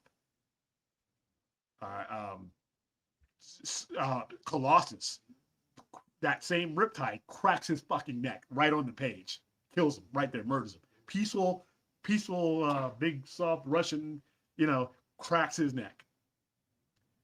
Thor, Angel is impaled by harpoons up on a wall, and then Thor kills another Marauder, just blows his chest right open. So that's where I'm coming from, but we're selling this to a 4-quadrant type of situation. So yeah, thank you for the $5 super chat. Thank you for the continued support. Kit Connor was in a Netflix show called Heartstopper, and he played the younger Elton John and Rocketman. Okay, well there you go. I saw Rocketman, so there you go. I know who he is. Kevin Feige was a collaborator of the original movie. Oh yeah, he came up, and that's why I always say when we're talking about the MCU, that people are like, well, nobody knew who Iron Man was, and they knew who Marvel was, and a lot of those people who built the foundations of that Fox stuff were people that came over to Paramount and Disney Studios when they started in 08. So yeah. Commentary: The Last Dance says Feige insisted that Beast be introduced upside down. Well, he hangs upside down. I mean, it's like, William animated because he has the hand. basically the fall X-Men theme. No, who fucking cares? But anyway, that's fine. That's fine. That theme means nothing to me, but I understand it means a lot to other people. That's a cartoon. We're talking about a live action movie, but that's fine. I'm okay with that. Me not liking it is a personal preference because I didn't like the cartoon. But if I'm trying to make a lot of money, if I'm trying to unite a fan base, I'm going to use it. Thank you for the $5 super chat. Basically, when people hear that they think of X-Men like that, and that's fine. Like I said, it kind of makes me vomit in my mouth because it represents a downgrade. Sorry, but if we're talking about cash and checks and being smart as far as branding goes, I'll do it. I'll swallow my tongue. We'll do it. What a delicious comment, bro. Yeah. Wait, who, me? She's talking about what I accurately pointed out about the Superman theme. Oh, no, because that's bullshit too. No, because there's not a single example where that's proven to be a smart business move. Not a single one. Kevin Feige, if you're watching this stream, and I know, hey, who knows? Maybe you are. Like and subscribe, by the way. All I'm asking for is something new. I'm not even, regardless to how I feel about the X-Men animated series, regardless to how I feel, how much I love the X-Men live action stuff, doesn't matter. I've been waiting so long to see what you guys are going to do with this. It's like when I finally saw a proper Captain America up on the screen. It just meant a lot because you branded it into your world and told the stories how you tell them, how you told them, and people you assembled. And then the Avengers and everything else, as it came together, it set its own expectation. Whenever the MCU brings somebody in, no matter how they do it, they set their own standard and their own expectations. That's all I'm asking here. I don't need any more reruns. I don't need any more retreads. I don't need any more influences from somebody's cuddly childhood, my own included. I'm in the now. I want to see what you got going now. I can't wait to see what this Cyclops looks like. Are they going to give him a full cap, or is he going to be, hair out? Who are they going to get for Professor X? I've heard rumors, don't care about fan casting, but I can't. Whoever they're going to get for Professor X is going to be probably a top tier actor, and whoever they get, whether I know them or not, is going to fit the bill. I didn't need to know who it is. That's why I don't do fan casting, because when have they fucked up casting? They've casted people I know, and they've casted people I don't know, and they've all worked out, in my opinion. There's not too many miscast when it comes to the MCU. They usually get it right, and because they're telling their story. I think the biggest strength with Marvel Cinematic Universe is they're at their strongest when they are telling their story, when they're sticking to their story, their brand, their methods, their way of doing things. And that's what bothered me about what happened with Black Panther, Wakanda, Forever, because for the first time, they let something beyond those standards and that story be involved in the decision making. They don't do that often. You can probably count that on one or two fingers. And even if they do it, they rebound. And for the most part, the body of work that the MCU has given you has been very successful and largely popular. So that's all I'm asking. That's all. I know I'm taking some jags at X-Men 97, 92, but you know what? Listen, I actually watched it. I like the Rise of Apocalypse story. It seems kind of there's a lot in that story that you're not going to get in that context. But the fact that they're taking swings at Rise of Apocalypse, to me, that's a story that I would like to see in the MCU, but not told that way. There's a certain way that you can tell it in your MCU way that I want to see. I want to see an unpolished, uninfluenced version other than the comic books themselves. I think for the next 100 years, everybody who's ever done X-Men, everybody who's going to ever do X-Men should come back home. Should come find their run, whether it's a Kirby Stan Lee run or whether it's a John Byrne, Chris Claremont run, Jim Lee, Chris Claremont, Fabian Nicieza. Find your run and let that define what you're going to do. That should be the only thing that should be influencing you, in my opinion. You know, especially when you're the groundbreaker. When you're the MCU, you're the one that when Iron Man to most people is Robert Downey Jr. That's who Iron Man is to people. You know, prior to 2008, Iron Man was a face on a page. But for an entire generation and a half, they have set the standard for, and it's going to be really hard when it's time to get a new Iron Man. And eventually, you're going to have to if you want to tell that story years down the line. But it's going to be hard because that's what I did. Same thing with Hugh Jackman. You're going to do the X-Men. Eventually, you're going to, and that's another thing with the lineup that a lot of people are throwing out there is when Fox did what they did, they had to. Fox was taking so many huge risks that they basically gave themselves the biggest chance by putting all the popular X-Men. They went down a checklist and said, "Hey, here we're going to put in there." The MCU doesn't have to do that. The MCU is we're 18 years into this now. We're $31 billion, or actually 32 with Spider-Man if you count that, even though it's Sony. But we're billions and billions of dollars of credibility into this. You don't you don't have to go for a wish list. You can tell your X-Men story that however you want to tell it. You can tell it in flashbacks if you want to. You can tell it in out of sequence if you want to. You can start with Jean Grey, Scott Summers, Hank, Bobby, Warren. You can start with them, have them as a flashback. I think they should be there though as the basis of the story. But that's, you know what? That's just a preference for me. That's a preference for me. But the only real demand I have is I want an uninfluenced, fresh take on these characters in the same way you presented everything else to me. The same way you gave me your take on Captain America, same way you gave me your take on Iron Man, Thor, Black Widow. They took liberties with these characters. It's not exactly the same as you saw them in a comic. I'm okay with that. I'm okay with that. But what I don't want to see is other things from other platforms. That's I've seen that. I don't want to see something that's been done before somewhere else. I want to see what you can do now. That's it. That's it. I'm an easy guy to please. Easy guy to please. All right. I covered. I think I covered everything. Wow, I covered everything. 5 years ago, it was about nostalgia bait and No Way Home. Now the hype has gone up to Deadpool, Wolverine. I'm ready for the future. Yeah, and what have I always said about nostalgia? It's like a time bomb. It's like a bomb. You pull the right wire, everybody lives. You pull the wrong one, everybody dies.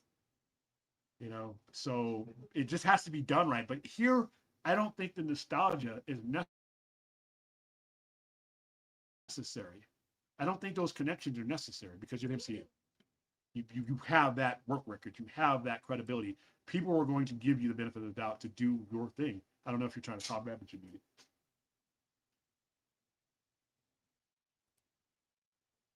You muted yourself, so I can't unmute you. I don't see them killing off nostalgia characters because of money. I don't. They don't need to kill them off, but they don't need to feature them like they had to in 2000. They're going to make the money. X-Men's going to make money. It's not going to make. It's not going to have any problem making money. Back in 2000, it was a risk. I don't think people realize how hard it was to get the X-Men movie off the ground, and the risk that they took in purchasing the IP in '96 specifically to make the X-Men movie. That was a lot of money for them back then, and that was a big risk because nobody had done it. All we had was separate single movies. even no matter what level they were, or whether they were low level like the Crow and Blade, or as far as low level IP, as far as you knowing about them, those movies made money. But as far as recognition, you had Batman, you had Superman, you had a really awful Captain America movie, and you had a Roger Corman Fantastic Four that was only made to keep the rights at that time. You didn't have an ensemble, anything like that. So that was a risk, and they took the risk, and they showed everybody else that yes, you can do this. You can take these big names. You can take Jean-Luc Picard and actually get him recognized. There's as many people right now that recognize Patrick Stewart as Professor X as they do Jean-Luc Picard, which as a Star Trek fan is kind of offensive, but that's okay. They were able to do that. They showed the world and Hollywood in general that that's what you could do, and everybody followed suit, and you started getting world building after that. So yeah, that's all. Let's see, Rational Skeptic. Wow, we burnt it. We even with technical issues, we burnt through the show pretty quick. Well, yeah, Fox bought the rights to X-Men film because of popularity of X-Men animated series on the Fox Kids network. That's not necessarily true because they made the purchase in '96, and at the time, X-Men was still the top selling comic, and they started the inklings of purchasing the X-Men back in like the talks and the ideas formed back in 91, 92. And remember what happened in 1999 in the early 90s. Jim Lee and Chris Claremont sold 8 million copies of X-Men. And the Fat Cats saw those numbers. They didn't make the purchase. Until 96, but you got to realize, I mean, I hear people say that, X-Men 97 was one of the reasons. It could have been one of the reasons, but when you look at the movie that they made in 2000, that wasn't for kids. Shit, that wasn't for some adults. When you open up with the Holocaust and a concentration camp, we're not talking about a cartoon. So I think even if you want to concede that maybe partly, but I think the X-Men sales at that time, because it broke news. It wasn't just, you didn't have to be inside comic industry to know what Jim Lee and Chris Claremont's X-Men. That literally was one of those things that paved the way for Image Comics, because that put Jim Lee in a stratosphere that Marvel was never going to be able to maintain. Same thing with McFarlane. The same year, McFarlane and Spider-Man. How many millions of copies of those sold?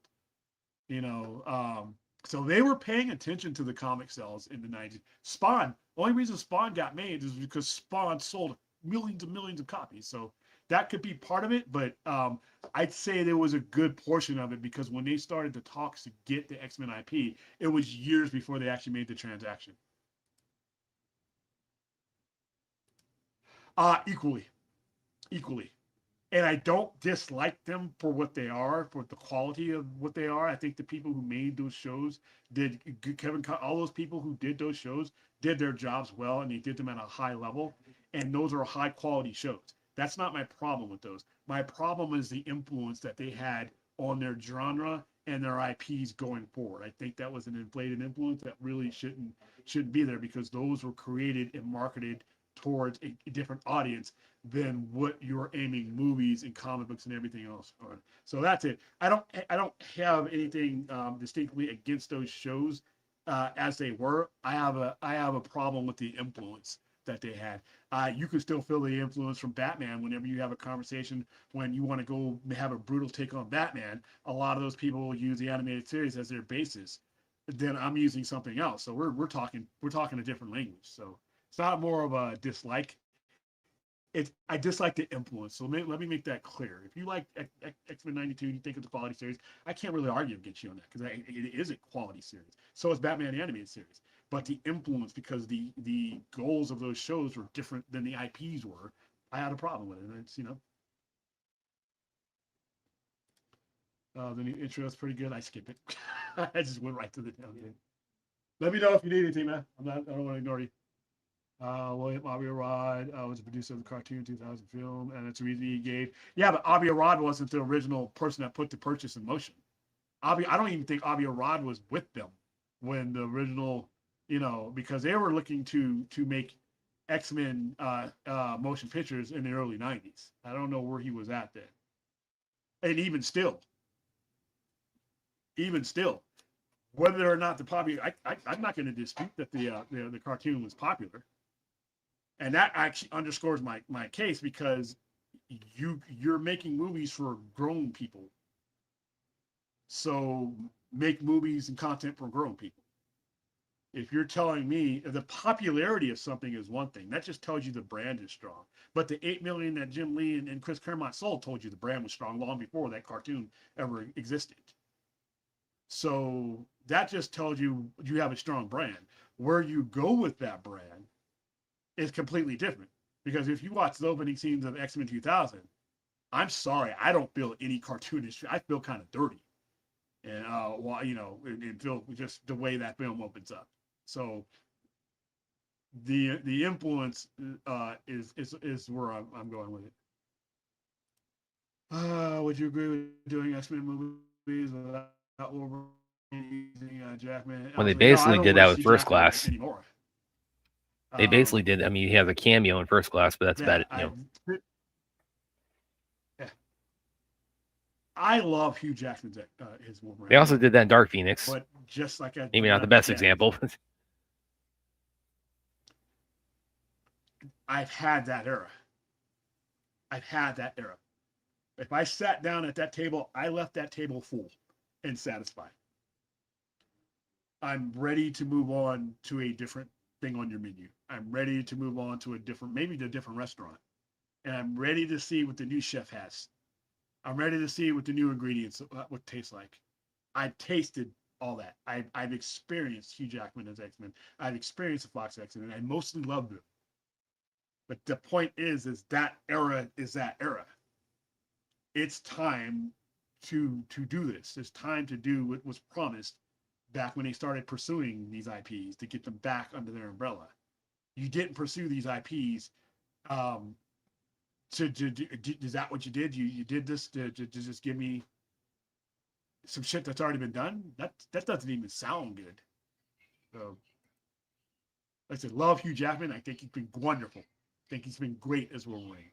But I'm ready to move on to this new era. That's all. Yeah, I think he's going to be in. I think he's going to be in Secret Wars or Doomsday, or one of the other. I think he's definitely going to have one last. But I think this is it, and I think this needs to be it. I think he feels that way too. He has to put himself through to be Wolverine. So you say X-Men? I don't like the term brainwashed. Influence, I think, is the proper word, because I get it, dude. I got into it, not into it, but we had a discussion today when the guy came in, and basically because I made a post, because I got a facsimile cover of a Detective Comics 27 in, and every time I get one in, I take pictures of the pace of the part where Batman punches a guy and he goes into a vat of acid and he's very dead, and then the fact that he suplexes a guy off of a building and kills him too, all within the first like 8 or 9 pages of Batman first. As a joke, I had. And then one of my customers came in. Here we go. Starting to freeze again. It's annoying me. One of the customers came in. It's like, oh, you really have a heart of it. No, I mean.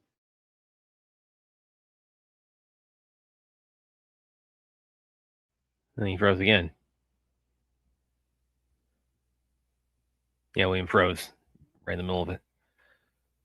And he froze and pixelated. As Australia, give everyone permission to go on for you, Jackman, Wolverine. I'm ready for a fresh new. Hold on. I can hear you now.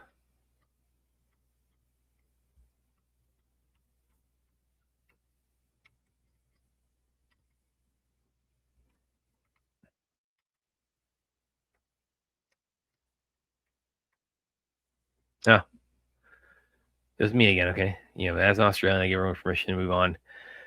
Yes, and as a human, I give everyone a permission to move on from the John Williams Superman theme, as we should. Oh, William's gonna love this comment. William execs at Fox said the Assassin 98 Blade told them Marvel. Well, I think X-Men was. That would have been like starting pre-production, wasn't it? It was like basically when Blade was coming out. I mean, it may have been like a confidence booster for him, but I think it was already greenlit by that point.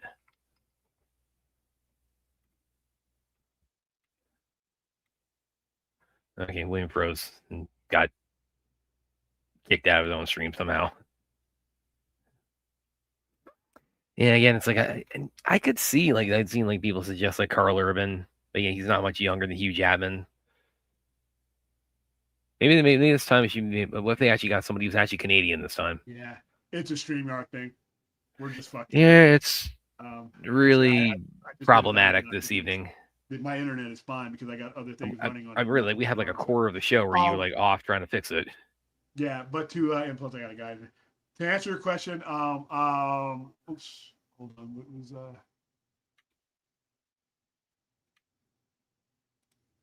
Okay, dude. Now you're trolling me. Now you're trolling me. Um, no, yeah, sure. You guys in this Blade bullshit, you're just you're never going to change my brain chemistry over that. I was there. I was there when these movies were getting released. I was there when nobody even knew Blade, what Blade was, who Blade was, and that is not what it was. The X-Men. It was the X-Men for a successful, and Marvel, by the way, only made like $25,000 from that movie because they had signed away most of the rights, and the deal that New Line set up pretty much screwed Marvel out of any proceeds from it. They didn't make anything off of that character in the movie, and that movie didn't tell anybody anything. What that movie said, that movie didn't say anything about Marvel comic character. Well, it That did tell movie us said one that thing. Wesley Snipes was Wesley Snipes in the Yeah, yeah, 90s. no, it told us one thing. It told us there's only one Blade. There's only gonna be one Blade. Yeah, and I think that's bullshit too. I think you will get a Blade. It'll just be it'll Hey, fit what Ali. the MCU is doing. Because guess what? You have a generation that until Deadpool and Wolverine came along, did not get to I still think 1999 movie. I still Or think that would 90, be sorry. a So pretty awesome nice bait. try, Rash. I still thought that'd be a pretty awesome bait and switch though if they actually told him go out and say you're walking away from this role, and then a couple months later, that would be pretty. That'd be that'd be the best way they could pick up that fumble and run with it. You're fighting a losing war if you're going to try to make if you're trying to make a case that Blade was more influential to what would become the comic book movie land. That is a lost war before you pick up the weapon. It when you say it out loud, I can't even believe anybody could say it out loud, and keep it straight. I can't see if you're keeping a straight face right now. Yeah, bite it. So yeah, nice try. I'm gonna just I don't hate the character Blade, but this revisionist history is it's getting old. It's getting old. We can't time travel and change it just because you guys feel differently about a character 25 years later. Sorry, this doesn't work out. All right. Even if you could, at what point do you draw the line between what you're doing and what you've done?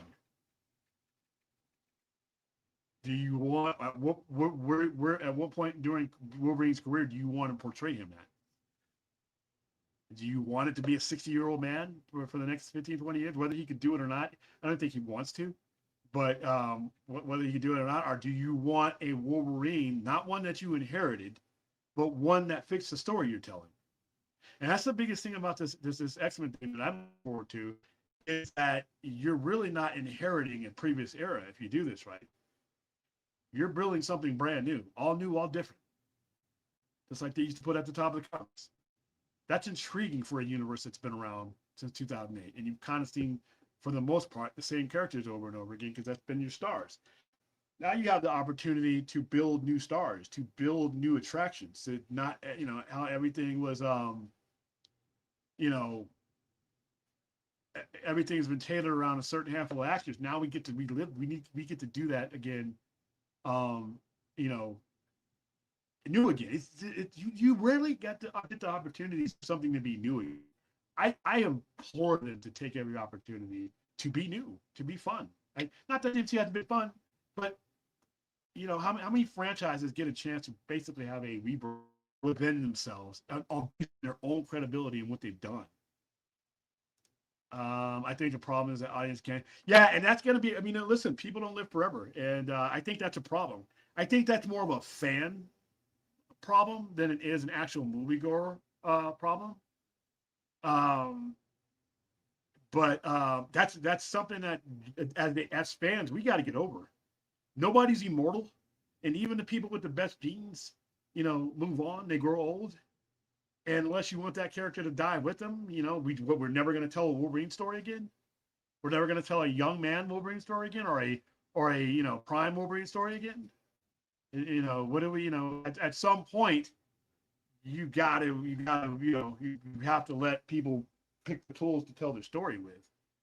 And when you're doing something like this, there's no reason you spent all this money on these IPs for the freedom to do them the way you wanted to do. They've been thinking about this for like 10 years now. No, we don't need any inherited anything. We don't need any of that. All right. William, the rumors that Jackman will still make a few more appearances post Secret Wars. Just hope not. Daniel Radcliffe. Listen, I'm not. I mean, I don't see too many movies of him in it. So I'm not a big Daniel Radcliffe scholar. So, I'm just gonna go back to the Heath Ledger rule. When people told me Heath Ledger was playing Joker, I laughed. I openly laughed. I'm like, oh, Brokeback Joker, haha, hilarious, because that was what he was famous for at that time. He'd been nominated for an Academy Award for that time. I will never do that again. That's why I don't do the fan casting. I will never do that again. I will let these stories. Christopher Nolan, he picked Heath Ledger based on the story that he was telling, and it's only 47 minutes that movie I watched.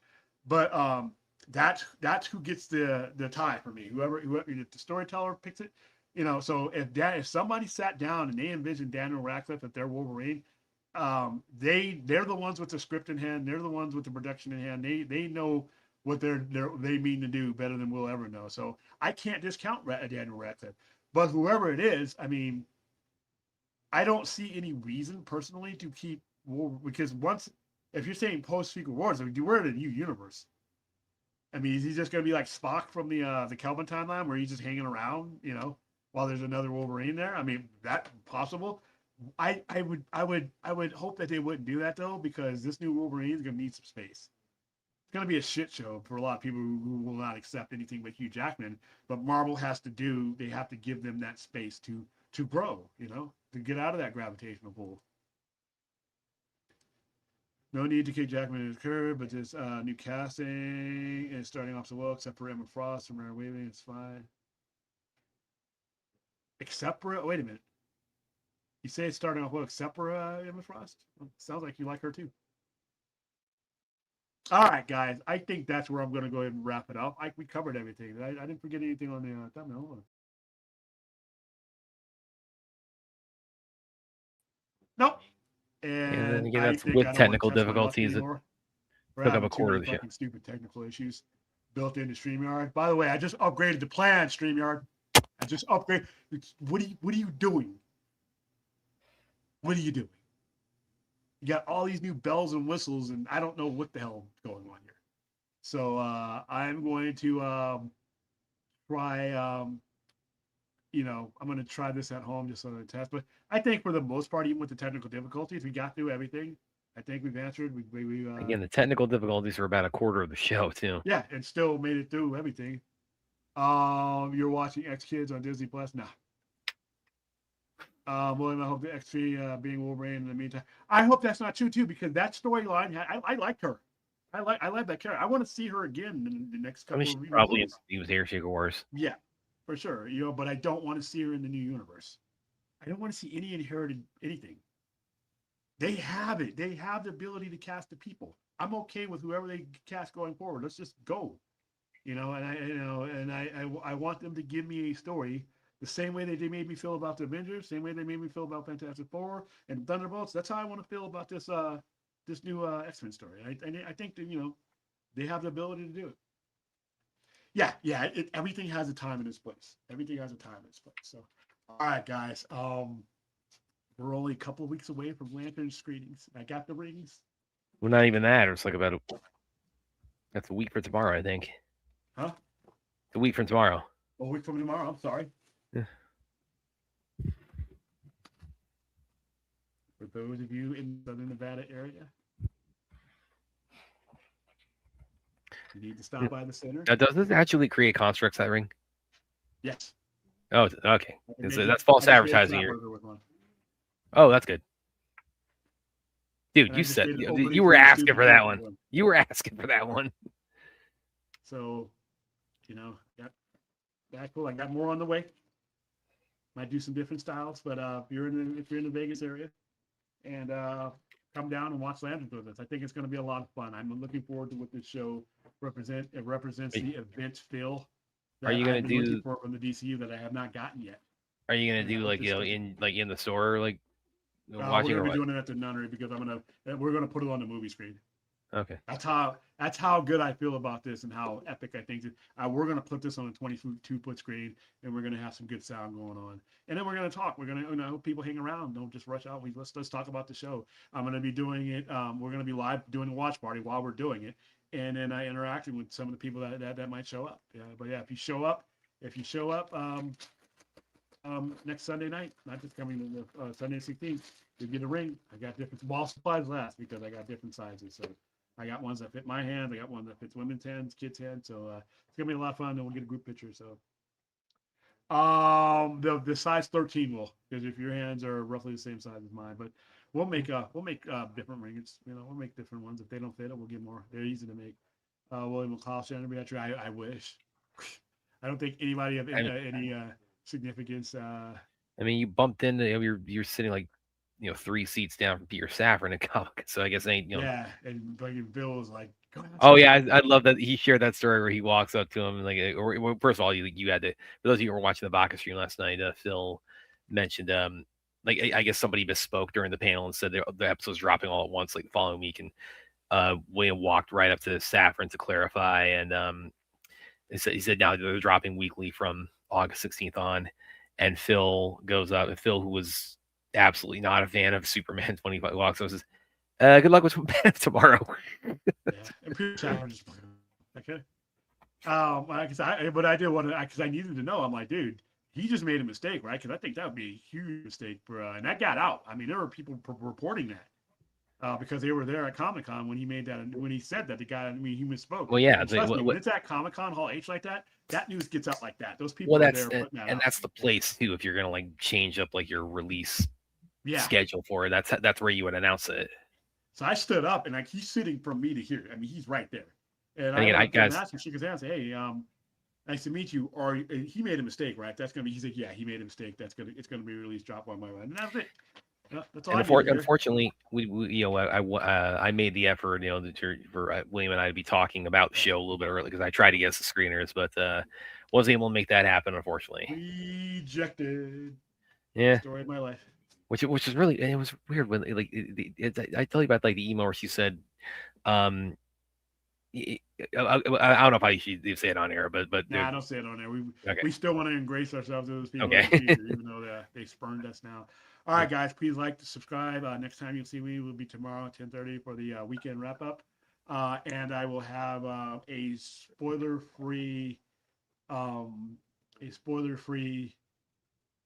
review of Absolute Batman number 23, and we'll talk about our expectations for Lanterns. It's the last Sunday until October 4th that we won't be talking Lanterns, and I have waited. I have said from the beginning, 2023, when they announced this, when I heard who was doing it, when I heard what it was about, just give me the Lanterns, and now we are just over a week away from getting to Lanterns. Which means if they cancel everything after Lanterns, William's like, okay, I at give least. a fuck. I give a fuck. All right, guys, we'll see you tomorrow night. Have a nice weekend. Have a safe weekend. And oh wow, all that shit just disappeared. Wow, now that's fucked up. Okay, here it comes. All my controls disappeared. Now they're coming back little by little. I'm really not. What the hell you We're just gonna sit and do the show forever. I don't even know if this is gonna work. Knock on wood. All right, see you guys later. See you guys. Nope. Didn't work. Nope. I got. Let me see if I can do it. I got the answering button too. Are you ready? Yeah. Well, actually, no. You got the because I got to play the outro. Can't even end the show. Yeah. Okay. I can bring stuff up. I can do this. Yeah, sorry, sis. Never mind. Well, okay. He just dropped. Should I end the show or what? Okay.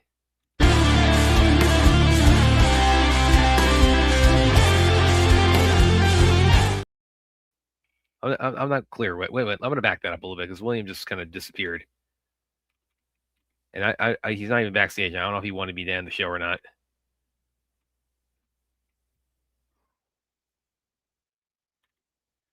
Well, I'm gonna message him real quick because he might be coming back in.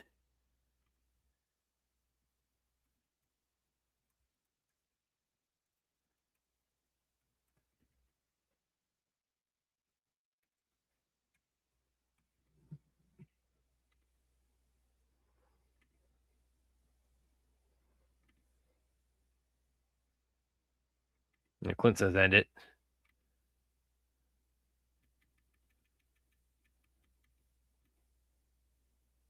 Hold on, guys. I'm gonna. See. William just vanished on me. Yeah, I'm gonna do.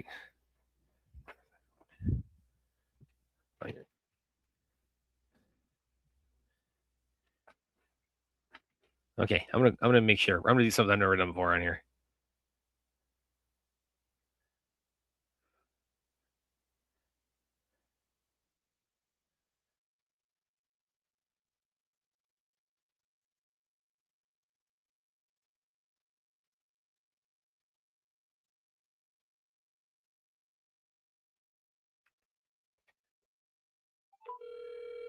Yeah.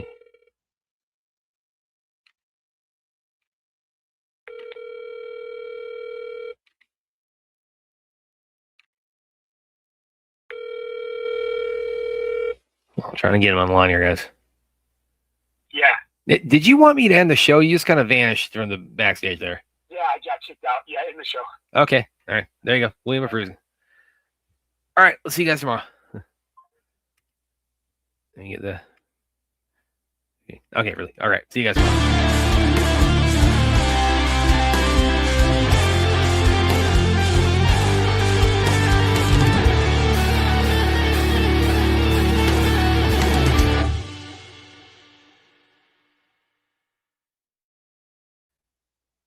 Man.